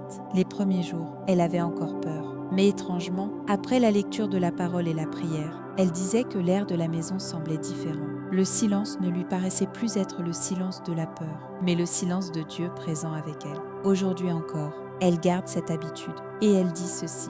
Avant, je pensais dormir seule. Maintenant, j'ai l'impression de dormir à côté du Seigneur. Quelle confession précieuse. Frères et sœurs bien-aimés, ce dont nous avons besoin, ce n'est pas d'un plus grand courage, mais d'une présence plus proche. Pas d'une volonté plus dure, mais d'une conscience plus claire que Dieu est là. La force qui nous fait traverser la nuit ne vient pas d'abord du fait que nous devenons plus courageux. Elle vient de la certitude que le Seigneur est proche. Alors, ce soir, votre prière peut être aussi simple que ceci. Seigneur, reste près de moi. Seigneur, sois dans cette pièce. Seigneur, pendant que je dors, veille sur moi. Seigneur, reçois le poids qui demeure encore dans mon cœur ce soir. Seigneur, je remets demain entre tes mains. Cette prière est courte, mais elle est profonde, parce qu'elle n'est pas faite de belles phrases. C'est une prière qui se remet à Dieu. Et si ce soir, votre cœur est si embrouillé que vous n'arrivez même pas à prier, alors cette seule phrase suffit. Seigneur, prends tout en main. Il y a beaucoup de choses dans cette courte prière. Il y a de la peur, il y a des larmes, il y a un épuisement qu'on n'arrive même pas à expliquer. Et Dieu entend cette phrase.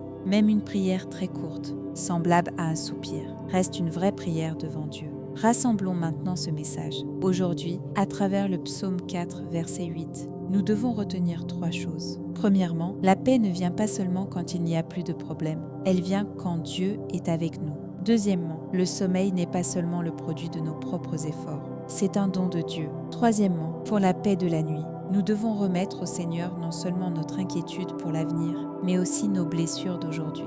Et souvenons-nous de cela. Dieu continue d'agir pendant que vous dormez. Dieu ne perd jamais ce que vous avez remis entre ses mains. Dieu voit déjà le demain que vous ne voyez pas encore. Alors ce soir, ouvrez un peu vos mains crispées. Prenez l'inquiétude que vous avez répétée sans cesse et transformez-la en prière. Prenez la blessure que vous avez rejouée dans votre tête et couvrez-la avec la parole. Puis dites doucement, « Je me couche et je m'endors en paix, car toi seul, Seigneur, tu me fais habiter en sécurité. » Répétez cette confession encore et encore cette nuit. Dans votre chambre, sur votre oreiller, dans la partie la plus profonde de votre cœur, répétez-la. Laissez la parole descendre jusque dans votre respiration. Alors la paix de Dieu, très lentement, mais très réellement, commencera à entourer votre cœur. Si votre cœur est rassemblé autour de cette parole ce soir, continuez à prier avec nous sur cette chaîne. S'il y a un nom que vous voulez remettre au Seigneur aujourd'hui, ou un fardeau précis, vous pouvez l'écrire en commentaire. Nous intercéderons les uns pour les autres dans le silence. Et si vous connaissez un membre de votre famille, un voisin ou un ami qui a besoin de cette prière, partagez-la avec lui. La nuit entière de quelqu'un peut changer à cause d'une seule parole transmise. Frères et sœurs bien-aimés, remettez maintenant cette nuit au Seigneur. Avant d'éteindre la lumière de votre chambre, éteignez d'abord le feu de l'anxiété. Avant de poser votre téléphone, déposez aussi l'agitation de votre cœur. Et dites au Seigneur, « Seigneur, cette nuit ne m'appartient pas. Elle t'appartient. Mon souffle t'appartient. Ma famille t'appartient. Mon lendemain t'appartient. Alors je me coucherai en paix. Je me reposerai dans la nuit que tu gardes. Ce soir, que la main du Seigneur repose sur votre front, que les yeux du Seigneur veillent sur votre maison et que le souffle du Seigneur apaise le tremblement dans votre poitrine. Que la présence du Seigneur dans votre chambre vous paraisse plus grande que l'obscurité derrière votre porte. Que la parole s'assoie dans votre cœur, avant les pensées qui reviennent toujours lorsque vous vous allongez. S'il y a des larmes aujourd'hui, je prie pour que le Seigneur reçoive même ces larmes. Et lorsque cette nuit sera passée et que vous ouvrirez les yeux demain matin, je prie pour qu'un calme différent de celui d'hier demeure dans votre cœur. Que le sommeil que Dieu donne à ceux qu'il aime vienne sur vous ce soir. Reposez-vous en paix. Le Seigneur veille sur vous. Amen. Frères et sœurs bien-aimés, il y a encore une chose à laquelle nous devons faire attention pendant la nuit. La nuit n'est pas l'heure des verdicts définitifs. La nuit, toutes les pensées ont tendance à aller vers l'extrême. Comparé à ce qu'il semblait pendant la journée, le problème paraît plus grand et notre force paraît plus petite. C'est pourquoi les décisions prises la nuit sont souvent des décisions de fatigue et non des décisions de foi. Certaines personnes pensent au divorce la nuit, d'autres écrivent leur lettre de démission la nuit, d'autres sont prêts à couper une relation la nuit. Certaines personnes s'assoient même dans le noir et rendent un jugement sur leur propre vie en disant « C'est fini pour moi, je ne m'en relèverai jamais ». Mais bien aimé, la nuit n'est pas le moment d'écrire des verdicts, c'est le moment d'écrire des prières. La nuit n'est pas le moment de conclure tout. c'est le moment de déposer les choses devant Dieu et d'attendre. La nuit est le temps où l'on dit « Je porterai cela devant le Seigneur jusqu'au matin ». Ne décidez pas de tout maintenant. N'interprétez pas tout maintenant. Ne définissez pas trop vite les personnes maintenant. La nuit, la remise à Dieu doit venir avant l'explication. Il y a une croyante nommée Park Eun-hee qui vit à Nonsan. Après que son fils est parti faire son service militaire, son cœur a tremblé chaque nuit. Quand il était en entraînement, elle avait peur qu'il soit blessé. Après son affectation, elle se demandait sans cesse s'il s'adaptait bien à cet environnement inconnu. Les jours où son fils ne pouvait pas la contacter souvent, elle inventait toutes sortes d'histoires dans sa tête. Il lui est peut-être arrivé quelque chose. Peut-être qu'on le réprimande. Peut-être qu'il est malade et qu'il endure seul. Et certaines nuits, elle pleurait jusqu'à l'aube.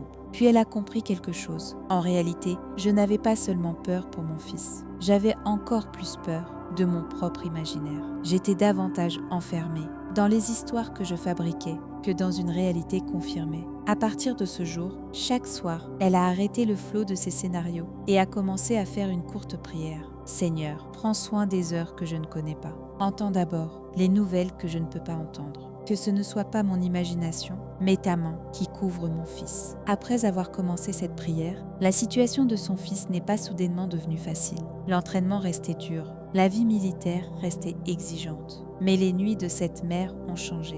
Au lieu de nourrir toute la nuit des histoires non confirmées, elle a appris à élever son cœur vers le Dieu qui, lui, est certain. Et cela a apporté la paix. Souvenez-vous de ceci, bien-aimés, ce qui nous épuise le plus n'est pas toujours la réalité elle-même. Souvent, c'est l'imagination que nous avons répandue sur la réalité. C'est pourquoi, la nuit, nous devons nous accrocher à la parole plus qu'à nos suppositions. Nous devons nous accrocher à la promesse de Dieu plus qu'à nos scénarios. Il se peut que vous ne perdiez pas le sommeil à cause de la situation elle-même, mais à cause des nombreuses hypothèses que votre cœur a fabriquées. Alors ce soir, quand l'histoire dans votre tête commencera à courir, dites ceci, je ne sais pas tout encore, mais Dieu sait. Je ne vois pas tout encore, mais Dieu voit. Je ne rendrai pas de jugement maintenant. Je vais d'abord prier. Cette confession stabilisera votre cœur. Le psaume 131, verset 2 dit aussi « J'ai l'âme calme et tranquille, comme un enfant sevré qui est auprès de sa mère. Comme un enfant sevré, mon âme est en moi. » Quelle belle image, l'enfant sevré ne pleure plus pour obtenir immédiatement ce qu'il demande. C'est un enfant qui se sent en sécurité simplement parce qu'il est dans les bras de sa mère. La foi mûre n'est pas un état où toutes les réponses arrivent tout de suite. C'est un état où l'âme apprend à devenir tranquille, simplement parce qu'elle sait qu'elle est dans les bras de Dieu.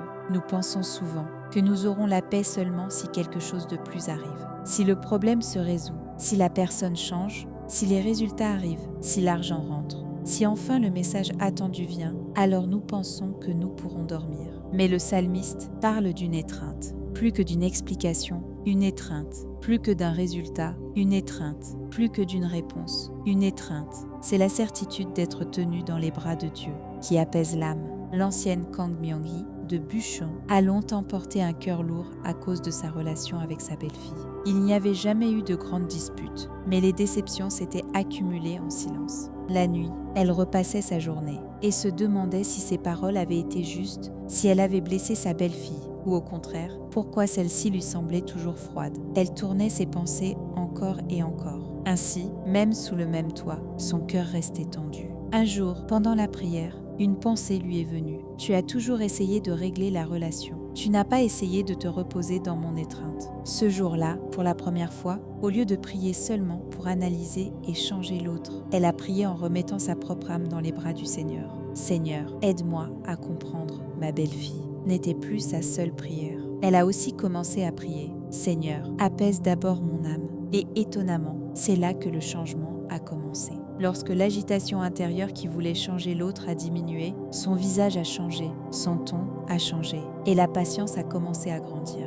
Plus tard, elle a dit « Le problème n'a pas été résolu en premier, mais quand mon âme est devenue calme, ma manière de faire face au problème a changé. » Frères et sœurs bien-aimés, la paix ne vient pas toujours de l'extérieur vers l'intérieur. Lorsque Dieu touche l'intérieur, notre manière d'affronter l'extérieur commence à changer. Alors ce soir, au lieu de vous épuiser à vouloir remettre tout en ordre autour de vous, ouvrez d'abord l'intérieur de votre cœur à Dieu. Seigneur, apaise mon âme. Seigneur, ralentis le rythme de mon cœur. Seigneur, tiens les pensées qui courent sans arrêt en moi. Cette prière est très pratique et elle est très puissante parce que Dieu ne s'occupe pas seulement des circonstances extérieures. Il touche aussi la température, le rythme et l'état de notre âme. Et ce soir, avant de dormir, que diriez-vous de bénir aussi votre propre corps un instant? Seigneur, mes yeux ont été tellement fatigués aujourd'hui. Seigneur, mes épaules ont été si lourdes aujourd'hui. Seigneur, mon cœur a été sursauté tant de fois aujourd'hui. Seigneur, mon esprit a été trop occupé aujourd'hui.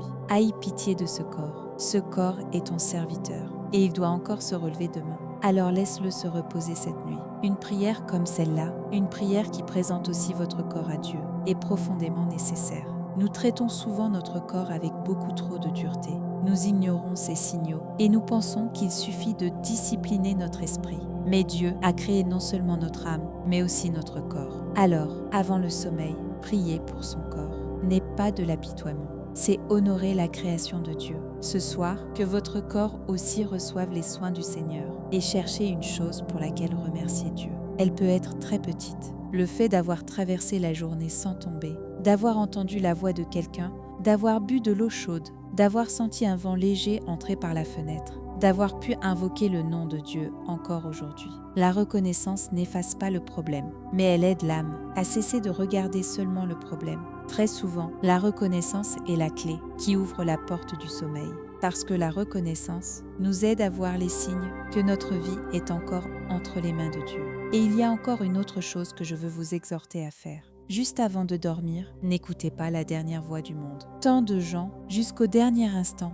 avant de s'endormir, regardent les informations, font défiler de courtes vidéos, vérifiant leurs messages. Alors le bruit du monde reste en eux et ils ne font que fermer les yeux. Le corps est dans le lit, mais l'agitation du monde continue de courir dans l'esprit. Alors si possible, pendant quelques minutes avant de dormir, tenez la parole plus près de vous que l'écran. Ne laissez pas le monde avoir le dernier mot sur vous. Laissez Dieu être le dernier à parler à votre cœur. Cette différence est immense, car les dernières paroles que nous entendons donnent souvent la direction de notre cœur. Si le monde est la dernière voix que vous entendez, vous disant que tout est dangereux, que tout est instable, qu'il faut encore vous préparer davantage, alors vous porterez ce tremblement jusque dans votre lit. Mais si Dieu est la dernière voix que vous entendez, disant « Je suis avec toi, n'aie pas peur, je te garde », alors votre âme se couchera en s'appuyant sur cette parole. La diaconesse Yoon Jong-im de Suwon n'arrivait jamais à poser son téléphone avant de dormir. Au début, elle regardait seulement l'heure, puis elle s'est mise à lire les nouvelles. Ensuite, elle passait d'une vidéo à l'autre, et sans s'en rendre compte, 1 heure avait passé. Le vrai problème commençait ensuite. Ses yeux étaient fatigués, mais son cœur était devenu encore plus agité. Des images sans importance restaient dans son esprit. Les mots et les visages des autres continuaient à repasser, et le sommeil s'éloignait encore davantage. Un jour, elle a pris une décision. 20 minutes avant l'heure du coucher, elle a commencé à poser son téléphone loin d'elle. Pendant ce temps, elle lisait un psaume, faisait une courte prière et appelait chaque membre de sa famille par son nom pour les bénir. Les premiers jours, sa main cherchait encore le téléphone. Elle ressentait un vide. Cela lui paraissait même un peu ennuyeux. Mais peu à peu, son cœur a commencé à changer. L'atmosphère avant le sommeil est devenue plus silencieuse et la texture de ses pensées plus douce. Et elle a dit ceci: « Avant, le monde avait toujours le dernier mot sur moi. Maintenant, c'est Dieu qui a le dernier mot. Et cette différence a changé mes nuits. Frères et sœurs bien-aimés, ce soir encore, vous pouvez choisir de nouveau. Vous pouvez choisir de vous coucher sur le bruit du monde ou de vous coucher sur la parole de Dieu. Ce soir, couchez-vous sur sa parole et souvenez-vous de ceci. Vous ne vous endormez pas dans l'abandon, vous vous endormez dans les bras du Seigneur. Vous ne traversez pas l'obscurité seul. Vous passez cette nuit sous le regard du Seigneur. Vous ne vous couchez pas sans défense. Vous vous couchez sous l'ombre des ailes de Dieu. Je prie pour que cette vérité descende doucement et profondément dans votre cœur cette nuit. Ce soir encore, que la douce main du Seigneur Jésus-Christ repose délicatement sur votre cœur, sur l'âme qui a lutté toute la journée, que le repos du Seigneur tombe comme la rosée. À travers la parole qui coule en cet instant, que votre lourd fardeau s'allège peu à peu et que votre être intérieur recommence à respirer. Si quelqu'un vous vient à l'esprit, quelqu'un qui a vraiment besoin de cette prière, partagez-la avec lui. Le repos que le Seigneur donne est une grâce trop précieuse pour être gardée seulement pour soi. Frères et sœurs bien-aimés, on ne perd pas seulement le sommeil parce que le corps est fatigué. Quand l'âme est plus épuisée que le corps, le sommeil s'éloigne encore davantage. Le travail est terminé, mais le cœur, lui, n'a pas fini. Les lumières sont éteintes, mais les pensées ne se sont pas arrêtées. Même quand le corps se couche, la poitrine semble encore debout, occupée à porter quelque chose. Certaines personnes ne laissent sortir les émotions retenues toute la journée, qu'une fois la nuit venue. Certaines autres voient une inquiétude qu'elles tenaient encore pendant la journée grandir tout à coup au moment de s'endormir. Certaines sont angoissées parce qu'elles ont l'impression de manquer trop de choses dans la vie, et d'autres sont écrasées parce qu'elles portent bien trop de choses à la fois. Le problème est le suivant. Nous savons que nous sommes fatigués, mais nous ne savons pas quoi déposer, ni comment le déposer. Alors nous nous couchons, mais nous ne nous reposons pas. Nous fermons les yeux, mais nous ne nous arrêtons pas. À des personnes comme nous, Jésus parle avec beaucoup de tendresse ce soir. Matthieu 11, verset 28 dit « Venez à moi, vous tous qui êtes fatigués et chargés, et je vous donnerai du repos. » Ces paroles n'ont pas été données aux forts. Elles n'ont pas été données à ceux qui maîtrisent tout. Elles ont été données aux fatigués, à ceux qui portent des charges lourdes, à ceux qui ont tellement marché qu'ils ont l'impression de ne plus pouvoir avancer. C'est un appel pour des personnes comme elles.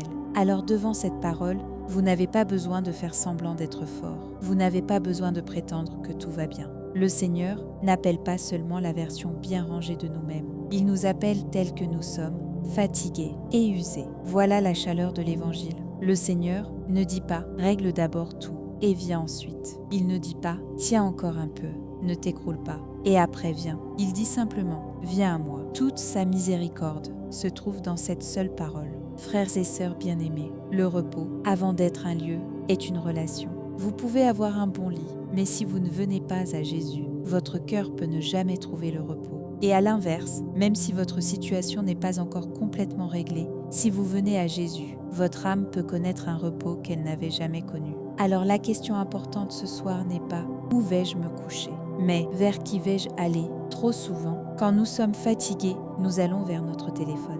Quand nous sommes épuisés, nous allons vers le regard des autres. Quand nous sommes anxieux, nous allons vers davantage d'informations. Quand nous nous sentons vides, nous allons vers le bruit et les vidéos. Mais le Seigneur dit « Venez à moi ». Il dit que le premier endroit où nous devons aller, c'est son étreinte. La diaconesse Min Jung-ae de Cheonan n'a pas su comment se reposer pendant très longtemps. Elle se levait tôt, préparait les repas de sa famille, travaillait dans la cantine d'une école, gardait ses petits-enfants après le travail. Et quand les tâches de la maison se terminaient enfin, elle était entièrement vidée. Les gens autour d'elle disaient qu'elle était très travailleuse. Et c'était vrai. Mais le problème, c'est que son cœur s'usait avant même que son corps ne lâche. Elle pensait toujours ainsi. Si je ne le fais pas, cela ne sera pas fait. Je ne peux rien laisser glisser. Si je m'arrête une minute, toute la maison va s'arrêter. Alors même quand elle était malade, elle n'arrivait pas à se reposer. Même quand elle était épuisée, elle n'arrivait pas à demander de l'aide. Et quand la nuit venait, elle ne parvenait pas à lâcher la tension. Dès qu'elle se couchait, les tâches du lendemain apparaissaient devant ses yeux. Le petit déjeuner, le travail, les rendez-vous, les appels de famille, les choses à régler n'en finissaient pas. Puis un matin, pendant une prière à l'aube, le pasteur a dit ceci. Le Seigneur n'appelle pas d'abord ceux qui travaillent bien. Il appelle d'abord ceux qui sont fatigués. Au moment où elle a entendu cela, son cœur s'est brisé. Pendant tout ce temps, elle avait cru que même venir devant le Seigneur devait être fait correctement, qu'il fallait prier correctement, mettre de l'ordre dans ses émotions, se ressaisir d'abord et seulement ensuite venir à lui.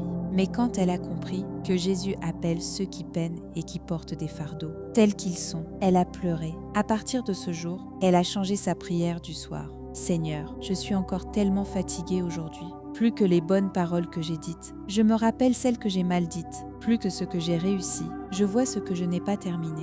Pourtant, je viens à toi. Je viens à toi, avec toute ma fatigue. » Voilà comment elle a commencé à prier. Au début, cela semblait peu de choses. Mais avec le temps, ses nuits ont commencé à changer. Avant, elle entrait dans la nuit, avec des paroles qui la poussaient encore plus. Maintenant, elle entrait dans la nuit, avec des paroles qui la conduisaient à Jésus. Et ce petit changement a fait une grande différence dans son âme. Elle a dit « Je n'ai pas appris une technique pour me reposer. J'ai appris le chemin pour aller vers le Seigneur qui donne le repos. » Frères et sœurs bien-aimés, Jésus ajoute encore « Prenez mon joug sur vous et recevez mes instructions, car je suis doux et humble de cœur, et vous trouverez du repos pour vos âmes. » Cette parole est très importante, parce que Jésus ne dit pas simplement qu'il enlèvera tous les fardeaux. Il dit qu'il va changer le joug. Qu'est-ce qu'un joug? C'est quelque chose qu'on porte à deux. Ce n'est pas quelque chose qu'on traîne seul.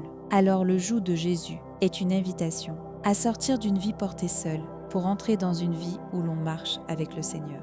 beaucoup de gens pensent que croire en Jésus signifie que toute responsabilité disparaît. Mais Jésus dit autre chose. Il dit « Prenez mon joug ». Seulement voilà, c'est un joug que l'on porte avec lui. Le joug de Jésus n'est pas un joug qui écrase, c'est un joug qui redresse nos pas. Ce n'est pas un joug qui nous brise, c'est un joug qui nous fait vivre. Combien de faux jougs portons-nous depuis si longtemps? Le joug qui dit qu'il faut satisfaire tout le monde. Le joug qui dit qu'on ne doit jamais se tromper.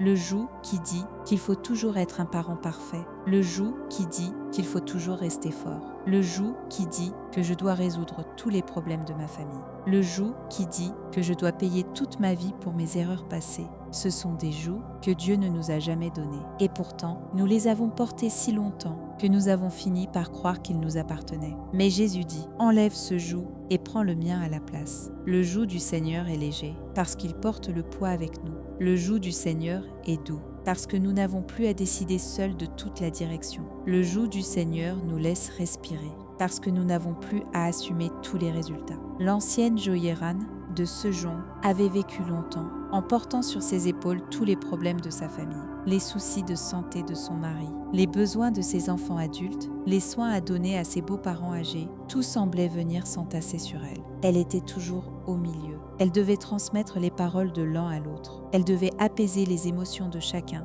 Elle devait répondre aux besoins de tous avant les siens. Et elle pensait sans cesse « Si je ne tiens pas bon, cette famille va s'écrouler ». Alors, son propre cœur était toujours la dernière chose à laquelle elle pensait. Même quand elle était blessée, elle ravalait sa douleur. Même quand elle était malade, elle endurait. Même quand elle était épuisée, elle souriait. Mais quand la nuit tombait, toute cette pression revenait d'un coup. Même allongée, sa poitrine restait serrée. Elle serrait les dents. Et lorsqu'elle se réveillait à l'aube, elle ne parvenait plus à se rendormir. Un jour, en méditant la parole, une phrase est entrée dans son cœur. « Tu portes même ce qui n'a jamais été ton lot à porter ». Ces mots étaient douloureusement justes. Elle aimait sa famille, mais elle n'avait pas appris à distinguer l'amour du contrôle. Elle n'avait pas appris à distinguer la prière de la prise en charge. Alors elle a confessé ceci devant le Seigneur. « Seigneur, je n'ai pas seulement porté mon propre joug, je me suis assise à ta place. J'ai essayé de tout tirer seule. Apprends-moi maintenant à porter seulement ce qui est à moi et à te remettre le reste. » Après cette confession, sa vie n'est pas devenue légère du jour au lendemain. Il y avait encore des personnes à soutenir. Les problèmes étaient encore là. Mais chaque soir, elle a commencé à faire le tri de ses fardeaux devant Dieu.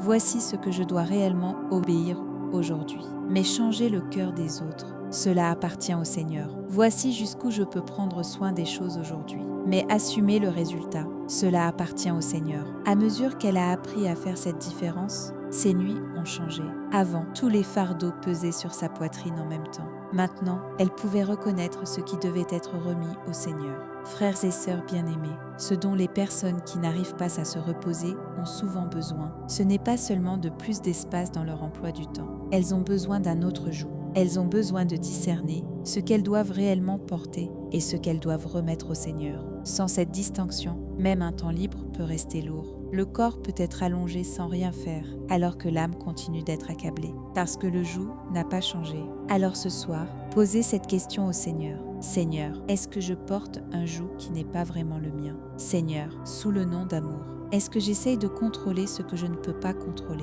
Seigneur, sous le nom de responsabilité, est-ce que je porte même ce qui t'appartient? Quand nous devenons honnêtes devant ces questions, l'âme trouve enfin la porte du repos. Jésus dit aussi « Je suis doux et humble de cœur. Recevez mes instructions. » C'est une partie que nous oublions souvent. Jésus n'est pas seulement celui qui donne le repos. Il est aussi celui qui nous enseigne la manière de nous reposer. Il est doux et la plupart d'entre nous, nous parlons beaucoup trop durement à nous-mêmes. À la fin de la journée, nous nous disons « Pourquoi as-tu encore si peu fait? Pourquoi as-tu encore commis la même erreur? Pourquoi es-tu encore comme ça? Pourquoi ta foi est-elle encore si faible ?» Nous nous traitons sans miséricorde. Avec un cœur comme cela, le repos n'arrive pas facilement, même dans un bon lit, parce que le bruit le plus fort en nous peut être la condamnation que nous prononçons contre nous-mêmes. Mais Jésus est doux. Cela ne veut pas dire qu'il banalise le péché. Cela ne veut pas dire qu'il nous laisse vivre n'importe comment.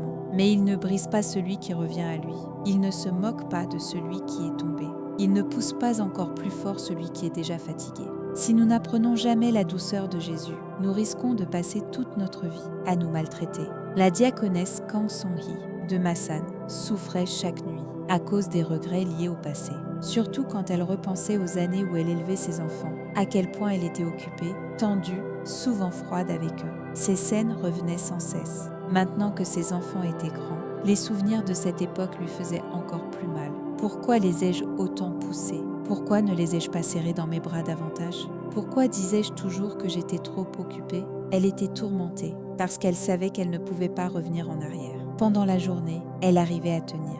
Mais la nuit, le regret grandissait. Puis, à travers la parole, elle a commencé à méditer sur la douceur de Jésus, la vérité que le Seigneur a aimé Pierre jusqu'au bout malgré sa chute, et qu'il a relevé des disciples défaillants, a profondément touché son cœur. Ce jour-là, pour la première fois, elle a apporté son regret devant le Seigneur et a pleuré. « Seigneur, j'ai vraiment manqué dans certaines choses. Il y a des années que je ne peux pas retrouver, mais ne me condamne pas seulement. Guéris-moi, porte-moi et aide-moi à vivre autrement le temps qui me reste. » Après cette prière, le passé n'a pas disparu tout d'un coup, mais la lame du regret a commencé peu à peu à perdre son tranchant. Parce qu'au lieu de se présenter chaque nuit devant le tribunal intérieur, elle a commencé à se présenter dans les bras de Jésus. Et ce changement a apporté de la paix à ses nuits. Frères et sœurs bien-aimés, peut-être que vous aussi, chaque soir, vous vous punissez vous-même. Peut-être que vous ramassez tout ce que vous n'avez pas bien fait aujourd'hui pour prononcer une sentence sur votre propre cœur. Si c'est le cas, allez ce soir vers le Jésus doux. Le Seigneur ne vous abandonne pas, mais il ne vous écrase pas non plus. Il vous conduit dans la vérité, mais il ne vous piétine pas sous la condamnation. Apprenez cette douceur. Le chemin par lequel l'âme trouve le repos passe par l'arrêt de la voix dure de l'autocondamnation et par l'écoute de la voix douce du Seigneur. Il y a encore une scène de l'Évangile que nous devons garder dans notre cœur. Quand une tempête s'est levée sur la mer de Galilée, les disciples ont été saisis de peur. L'eau entrait dans la barque. Le danger devenait de plus en plus grand. Mais Jésus dormait dans la barque. Les disciples l'ont réveillé en urgence. « Maître, ne te soucies-tu pas de ce que nous périssons ?» Cette scène ressemble beaucoup à notre cœur. Quand la peur monte la nuit, nous sommes dans une barque secouée et parfois le Seigneur semble étrangement silencieux. Pourquoi reste-t-il si calme? Pourquoi n'intervient-il pas encore? Pourquoi ne résout-il pas cela rapidement? Mais le sommeil de Jésus n'était pas le sommeil de l'indifférence. C'était le sommeil de la souveraineté. Parce qu'il était plus grand que la tempête, il restait paisible au milieu d'elle. Et au moment voulu, il s'est levé, a repris le vent et la mer, et a dit « Silence, tais-toi, frères et sœurs bien-aimés. » Nos nuits ressemblent à cela aussi. Le problème peut être encore en pleine violence, et le Seigneur peut sembler silencieux. Mais le silence du Seigneur ne signifie pas son absence. Le calme du Seigneur ne signifie pas sa faiblesse. Il est encore dans la barque, et cela seul est déjà une raison d'espérer. Parce que ce qui sauve la barque, ce n'est pas la panique des disciples, mais le Seigneur qui s'y trouve. Il y a une croyante nommée Park Myung-sun de Tongjiang. Elle vivait depuis longtemps près de la mer. Son mari participait parfois à des travaux de pêche, et chaque fois que le temps devenait mauvais, son cœur tremblait aussi. Surtout les nuits où le vent soufflait fort, le bruit des vagues s'entendait jusqu'à l'intérieur de la maison, et ce son seul lui volait le sommeil. Même en fermant les fenêtres, elle n'arrivait pas à fermer la porte à la peur. Une nuit, alors qu'une alerte au typhon était en cours, elle lisait Marc 4 et s'est mise soudain à pleurer, parce que la vérité que le Seigneur était dans la barque avait frappé son cœur avec une force nouvelle. Cette nuit-là, elle a répété la même prière. « Seigneur, cette barque n'est pas à moi, elle est à toi. La barque de mon mari aussi est entre tes mains. Tu es plus grand que les vagues. » Au début, elle avait l'impression de ne faire que répéter des mots. Mais plus elle répétait cette prière, plus le centre de sa peur commençait à bouger. Et elle a dit « Les vagues ne se sont pas calmées tout de suite, mais c'est mon cœur qui a commencé à se calmer d'abord. Voilà la grâce. » Parfois, le problème se calme d'abord, mais très souvent, Dieu commence par apaiser notre cœur, parce que c'est seulement alors que nous commençons à voir Dieu au lieu de voir seulement le problème. Frères et sœurs bien-aimés, ce dont nous avons besoin la nuit, ce n'est pas seulement du miracle, d'une mer soudain redevenue calme. C'est de la foi qui sait que le Seigneur est encore dans la barque, même quand les vagues montent. Si nous avons cette foi, nous pouvons ressentir la peur sans nous écrouler. Nous pouvons être secoués sans être détruits. Nous pouvons pleurer tout en nous accrochant au Seigneur. Et c'est là que le repos commence. Et si le joug de Jésus est doux, c'est aussi parce que le Seigneur change notre rythme. Marcher avec le Seigneur ne consiste pas seulement à apprendre sa direction, mais aussi à apprendre son rythme. Le rythme du Seigneur n'est jamais pressé, et pourtant il n'est jamais en retard. Et combien de fois essayons-nous d'aller plus vite que Dieu? Nous voulons les résultats tout de suite. Nous voulons que les personnes changent tout de suite. Nous voulons que la porte s'ouvre dès maintenant. nous ne supportons pas l'attente. Et cette impatience devient souvent encore plus forte la nuit. L'agitation que l'on ne remarque pas pendant la journée, parce qu'on reste occupé, remonte clairement dans l'obscurité. Pourquoi rien n'a encore changé? Pourquoi n'y a-t-il toujours pas de réponse? Pourquoi suis-je encore là? Alors, même dans le lit, nous continuons à fouetter notre propre cœur. Mais Jésus n'est pas un maître impatient, c'est un maître doux. Il nous enseigne la foi qui sait ralentir. Il y a une croyante nommée Jung Mira de Gwangyang. Pendant longtemps, elle a porté dans son cœur un poids à cause du mariage de sa fille. Autour d'elle, les gens revenaient souvent sur le sujet. Elle entendait sans cesse des comparaisons. À l'extérieur, elle souriait, mais intérieurement, elle se sentait toujours poursuivie.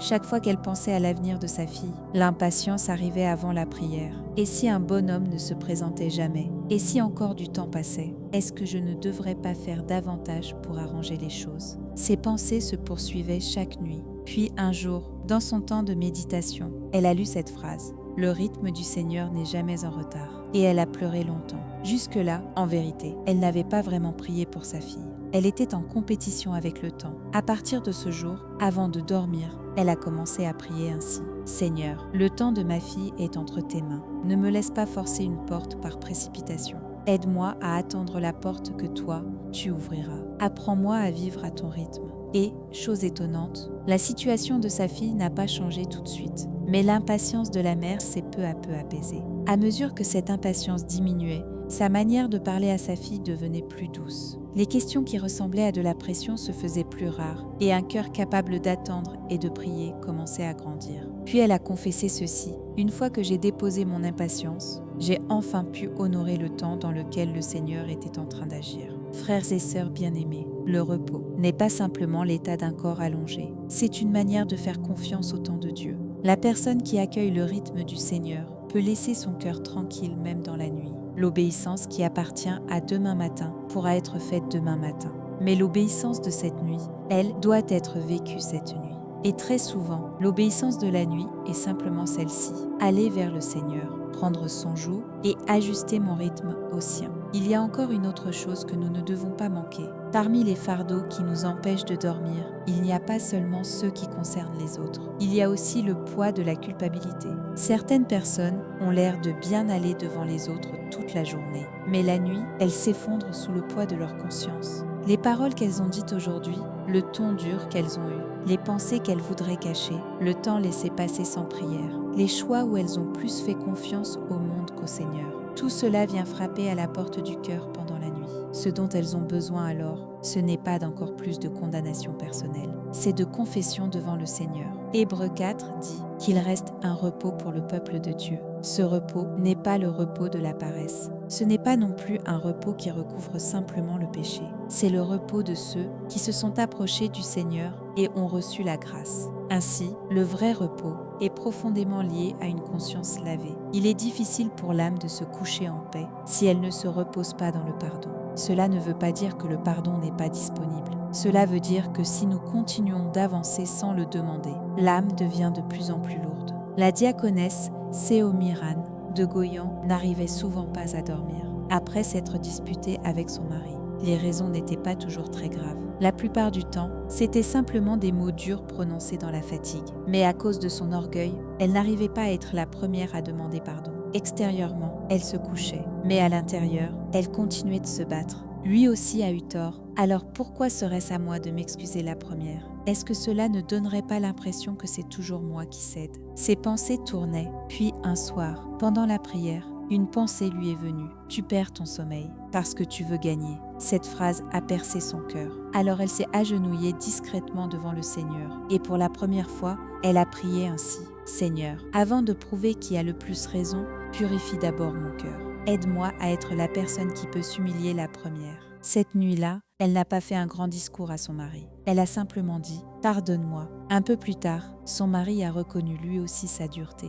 Le problème n'a pas été totalement réglé cette nuit-là, mais au moins sa conscience était plus légère. Et elle a dit « J'avais l'impression de perdre devant une personne, mais quand j'ai obéi au Seigneur, c'est mon cœur qui est devenu libre. » Frères et sœurs bien-aimés, une prière de confession avant de dormir est très importante. Seigneur, mon cœur a été rude aujourd'hui.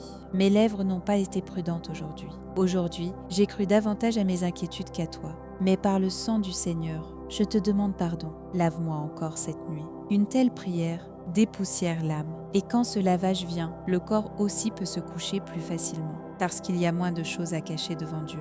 Alors la nuit cesse d'être une heure redoutée de jugement et devient une heure de restauration par grâce. À ce stade, j'aimerais vous donner un ordre très concret pour la nuit. Il n'est pas compliqué, mais lorsqu'on le vit avec régularité, il aide profondément l'âme. Premièrement, dites clairement à votre cœur qu'avant le sommeil, vous allez vers Jésus. Avant de vous coucher, dites même simplement « Seigneur, je viens à toi ». Cette seule phrase change toute la direction de la nuit.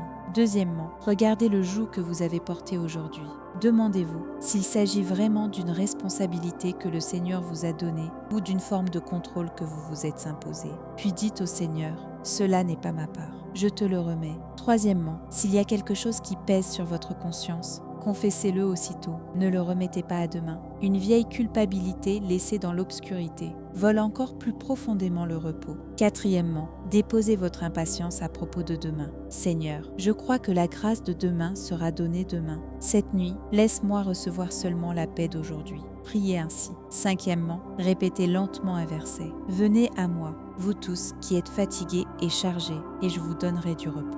Même ce seul verset suffit. Sixièmement, bénissez une personne avant de dormir. Cela peut être votre conjoint, cela peut être votre enfant, cela peut même être quelqu'un qui vous a fait souffrir. Élevez ce nom devant le Seigneur et priez, Seigneur, cette personne aussi est entre tes mains. Cette bénédiction déliera peu à peu les nœuds de votre cœur. Enfin, dites aussi la parole du Seigneur à votre propre âme. Mon âme, tu as beaucoup travaillé aujourd'hui. Maintenant, va au Seigneur et repose-toi. Ce n'est pas une simple consolation humaine, c'est l'évangile appliqué à soi-même. Jésus a dit qu'il donnerait du repos. Alors nous rappelons cette promesse même à notre propre âme. Frères et sœurs bien-aimés, peut-être avons-nous trop longtemps entendu que la foi consistait simplement à endurer. Bien sûr, la foi comprend aussi l'endurance, mais l'évangile ne dit pas seulement « endure encore ». Il dit « viens à Jésus ». Il dit « porte le joug avec le Seigneur ». Il dit « apprends la douceur du Seigneur ». Ainsi, la vraie foi n'est pas la dureté de celui qui essaye de tout porter seul. C'est l'humilité de celui qui s'appuie sur le Seigneur. Ce n'est pas la force de volonté qui fait tout par elle-même. C'est l'obéissance de celui qui marche avec Jésus. Qu'est-ce que vous devez déposer ce soir? Les attentes des autres? Les exigences que vous vous êtes imposées? Un échec du passé? Une relation qui n'est toujours pas guérie? L'impatience? La culpabilité? Jésus dit « Viens à moi avec tout cela ». Il vous dit de ne rien laisser de côté. Pas seulement les grands fardeaux, mais même les petits fardeaux que vous n'arrivez pas à expliquer aux autres. Apportez-lui votre honte. Apportez-lui les pensées que vous voudriez cacher. Le Seigneur peut les recevoir. Le Seigneur peut les porter. Il connaît plus profondément que vous et il peut prendre soin plus tendrement que vous. Frères et sœurs bien-aimés, celui qui va vers le Seigneur ce soir ne se fera pas voler son lendemain. Celui qui prend le joug du Seigneur ce soir ne sera pas écrasé par le poids de demain. Celui qui apprend ce soir la douceur du Seigneur se blessera moins lui-même. Celui qui voit le Seigneur dans la barque ce soir continuera à avancer même en regardant encore les vagues. Voilà le repos que l'Évangile donne. Voilà la paix que le monde ne peut pas donner. Et si vous pensez encore « je suis trop fatigué, je suis trop embrouillé, je ne suis même pas digne d'aller vers le Seigneur », alors c'est précisément pour cela que cette parole vous est adressée. Venez à moi, vous tous qui êtes fatigués et chargés. Vous êtes compris dans cet appel. Vous qui êtes épuisés, vous y êtes compris. Vous qui portez beaucoup de larmes, vous y êtes compris. Vous qui gardez de nombreux fardeaux dans le silence, vous y êtes compris. Alors ne tardez plus. Allez au Seigneur ce soir. Vous n'y allez pas avec un cœur parfait, vous y allez avec un cœur dans le besoin. Vous n'y allez pas comme quelqu'un qui a déjà tout compris. Vous y allez comme quelqu'un qui a besoin d'aide. Jésus donne du repos à des personnes comme cela. Si vous êtes ici avec cette parole ce soir, continuez à prier avec nous sur cette chaîne. S'il y a un fardeau que vous voulez déposer devant le Seigneur aujourd'hui, vous pouvez l'écrire brièvement. Nous intercéderons les uns pour les autres dans le silence. Et si un membre de votre famille ou quelqu'un de votre entourage vous vient à l'esprit à cause de cette parole, partagez-la avec lui. Pour quelqu'un, ce seul message de ce soir peut devenir la main qui l'aide à tenir encore. Frères et sœurs bien-aimés, avant de fermer les yeux, laissez Matthieu 11 descendre dans votre cœur. Venez à moi, vous tous qui êtes fatigués et chargés, et je vous donnerai du repos. Cette promesse est vivante ce soir. Elle est vivante dans votre chambre ce soir. Elle est vivante sur votre cœur fatigué ce soir. Elle est vivante même au milieu de vos pensées embrouillées. Alors ce soir, ne vous endormez pas en serrant votre anxiété. Endormez-vous dans les bras de Jésus. Ne vous couchez pas en vous appuyant sur l'impatience. Couchez-vous en faisant confiance au temps du Seigneur. Ne vous couchez pas sous la condamnation. Couchez-vous revêtu du pardon du Seigneur. Ne vous couchez pas en portant encore seul un joug trop lourd. Couchez-vous comme quelqu'un qui marche avec le Seigneur. Ce soir, que la douceur du Seigneur adoucisse votre cœur durci, que l'humilité du Seigneur détende vos épaules tendues, et que la présence du Seigneur remplisse votre chambre. Que le Seigneur, plus grand que le problème, devienne plus clair à vos yeux. Que le Seigneur, plus grand que les vagues, s'approche davantage de votre âme. Que la grâce, plus profonde que votre condamnation, couvre votre poitrine. Et quand cette nuit sera passée et que vous ouvrirez les yeux demain matin, même si tout n'a pas changé, je prie pour qu'un repos réellement différent demeure en vous, en Jésus, que votre cœur trouve le repos. Reposez-vous en paix. Vous avez seulement besoin d'aller vers le Seigneur. Amen. Le repos que le Seigneur nous enseigne comprend aussi la sagesse de ne recevoir que la portion de grâce d'aujourd'hui. Quand le peuple d'Israël ramassait la manne dans le désert, Dieu lui disait de ne prendre que la quantité nécessaire pour ce jour-là. S'ils essayaient de garder d'avance la portion du lendemain, elle se gâtait. Pourquoi ? Parce que Dieu voulait apprendre à son peuple à dépendre de lui jour après jour. Nos nuits ressemblent aussi à cela. Nous essayons sans cesse de faire venir dans cette nuit la grâce de demain et de la dépenser à l'avance. Nous essayons de calculer ce soir toute la force dont nous aurons besoin demain. Nous essayons d'obtenir ce soir toute la sagesse qu'il faudra demain. Nous essayons de contrôler ce soir tout ce qui pourrait arriver demain. Et c'est ainsi que la nuit devient si lourde. Ce dont vous avez besoin ce soir, ce n'est pas de la force pour résoudre tout le lendemain, c'est de la foi pour remettre cette nuit au Seigneur. La grâce de demain sera donnée demain matin. Alors ce soir, vous n'avez besoin que de la grâce de cette nuit. Le diacre Oh Jae-sung de Namyangju allait travailler très tôt chaque matin dans une boulangerie industrielle. Comme son service commençait avant l'aube, il devait se coucher tôt, mais au lieu de se calmer, son cœur devenait encore plus agité. Les commandes du lendemain, l'organisation du travail, la gestion de l'équipe, ce qu'il risquait d'oublier, tout continuait de tourner dans sa tête. Même les yeux fermés, il entendait encore le bruit de l'atelier et voyait l'emploi du temps du lendemain. Puis un jour, dans un livre de méditation, il a lu cette phrase « Dieu est aussi le Dieu de l'aube de demain ». Cette phrase est restée longtemps en lui. Je suis en train d'essayer de prendre en charge ce soir le matin de demain. Je suis en train de courir dans demain, avant Dieu. À partir de ce jour, au lieu de revoir son planning juste avant de dormir, il a commencé à prier ainsi. Seigneur, l'aube de demain n'est pas encore venue. Ne me laisse pas tirer vers moi une heure qui n'est pas encore arrivée. Donne-moi demain la sagesse de demain et donne-moi ce soir le sommeil. Cette prière lui a apporté une grande liberté.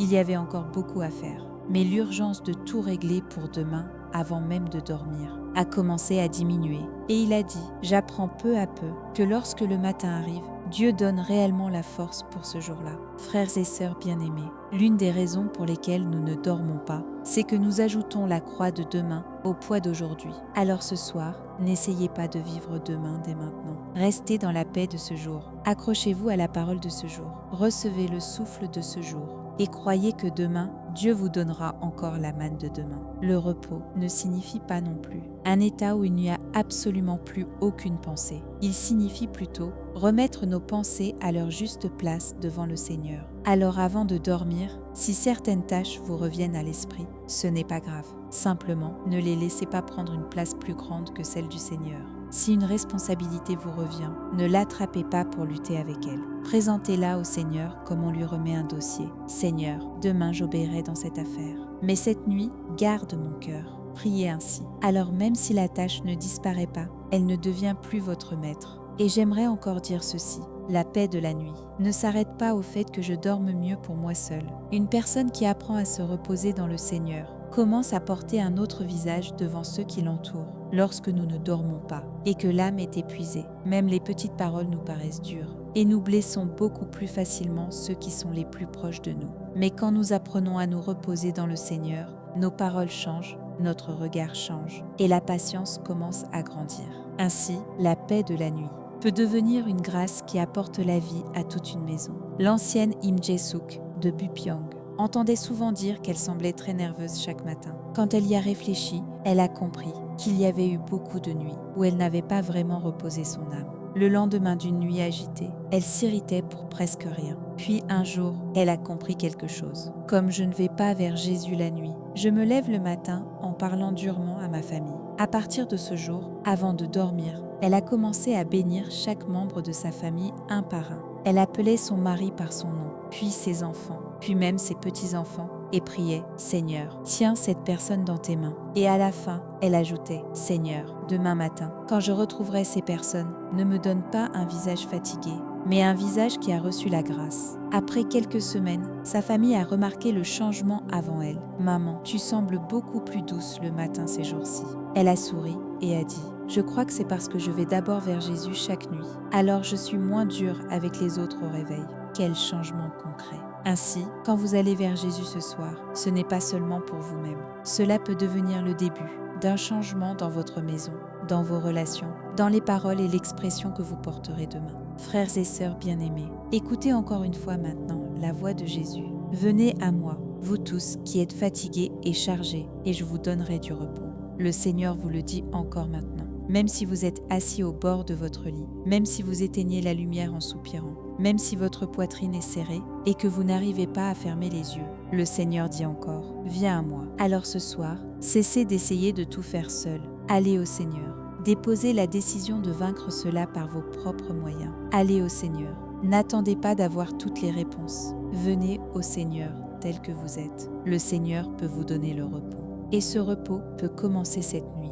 Et pour certaines personnes, se réveiller encore avant l'aube est plus difficile que de s'endormir au début. Elles se réveillent vers 1h ou 2 du matin, n'arrivent plus à se rendormir. Et à partir de ce moment, leurs pensées se mettent à courir. Au début, elles se sont seulement levées pour aller aux toilettes. Mais quand elles se recouchent, leur cœur redevient un champ de bataille. Et beaucoup de gens se disent alors « Pourquoi me suis-je encore réveillée ? Demain est gâché, c'est mauvais. » Et ainsi, ils se tendent encore davantage. Le corps devient encore plus éveillé et le cœur encore plus serré. Frères et sœurs bien-aimés, allez à Jésus aussi à cette heure-là. Le moment où vous vous réveillez avant l'aube n'a pas besoin d'être une heure ratée. Cela peut devenir une heure où vous revenez encore une fois au Seigneur. Au lieu d'essayer de forcer le sommeil à revenir, invoquez simplement le nom du Seigneur, même brièvement. Jésus, je me suis encore réveillé. Cette heure aussi t'appartient. Tiens mon cœur, je t'en prie. Et avec votre respiration, répétez lentement cette parole. Venez à moi, vous tous qui êtes fatigués et chargés, et je vous donnerai du repos. Vous n'avez pas besoin de la répéter dans la panique. Répétez-la lentement, comme on boit de l'eau. Laissez chaque parole couler dans votre cœur. Si le sommeil revient, remerciez Dieu. Et s'il ne revient pas tout de suite, ce n'est pas grave non plus. Parce que même cette heure-là, si vous la traversez avec le Seigneur, elle n'est pas perdue. Il y a une croyante nommée Kim Yong-ran de Chongju. Elle se réveillait constamment vers 3h du matin. Au début, elle essayait de se forcer à se rendormir, mais cela ne faisait qu'augmenter son angoisse. Ensuite, elle a même commencé à se tendre avant de se coucher, de peur de se réveiller encore à 3h. C'était devenu un cercle vicieux. Puis un jour, lorsqu'elle s'est réveillée avant l'aube, au lieu de s'accrocher désespérément au sommeil, elle a commencé à murmurer doucement les paroles de Jésus. « Seigneur, je viens à toi maintenant, même maintenant, donne-moi ton repos. » En restant allongée, elle priait. Certaines nuits, elle se rendormait. D'autres nuits, elle restait éveillée un moment. Mais elle a dit ceci. « Avant, cette heure-là était pour moi une heure de terreur. Maintenant, c'est parfois une heure où le Seigneur me paraît encore plus proche. » À mesure que la peur diminuait, elle devenait moins esclave même du sommeil lui-même. Frères et sœurs bien-aimés, le repos ne signifie pas seulement dormir. Le repos, c'est demeurer dans le Seigneur. Alors même les nuits où le sommeil tarde, si vous pouvez demeurer dans le Seigneur, votre âme n'a pas été abandonnée. Au contraire, c'est peut-être là que vous apprendrez une confiance encore plus profonde. Et si vous êtes encore éveillé cette nuit, vous n'êtes pas éveillé seul. Le doux Jésus est à vos côtés. Cette seule vérité peut rendre cette nuit différente de toutes les autres. Alors ce soir, essayez de confesser cela devant le Seigneur. Seigneur, je suis une personne fatiguée, je porte un fardeau lourd. C'est pour cela que j'ai besoin de toi. Je n'ai pas besoin de ma propre force. J'ai besoin de ton repos. Je n'ai pas besoin de mes propres calculs. J'ai besoin de ta direction. Je n'ai pas besoin de ma propre condamnation. J'ai besoin de ta douceur. Puis ajoutez ceci. Seigneur, je prends ton joug. Je descends de la place où j'essayais de tout porter. Et je vais marcher avec toi. Ce que j'ai besoin de recevoir cette nuit, ce n'est pas d'abord la réponse, mais le repos. Ce n'est pas le contrôle, mais la confiance. Ce n'est pas la peur, mais ta présence. Cette simple confession peut être précisément ce qui soutiendra le plus profondément votre âme cette nuit. Celui qui va vers Jésus ne revient jamais les mains vides. Tous les problèmes ne seront pas forcément résolus d'un coup. Mais le Seigneur mettra certainement un autre poids dans votre cœur. Ce sera peut-être la même chambre, le même lit, la même situation, mais une autre présence peut venir que celle d'avant. Et cela, c'est le miracle nocturne que l'Évangile donne.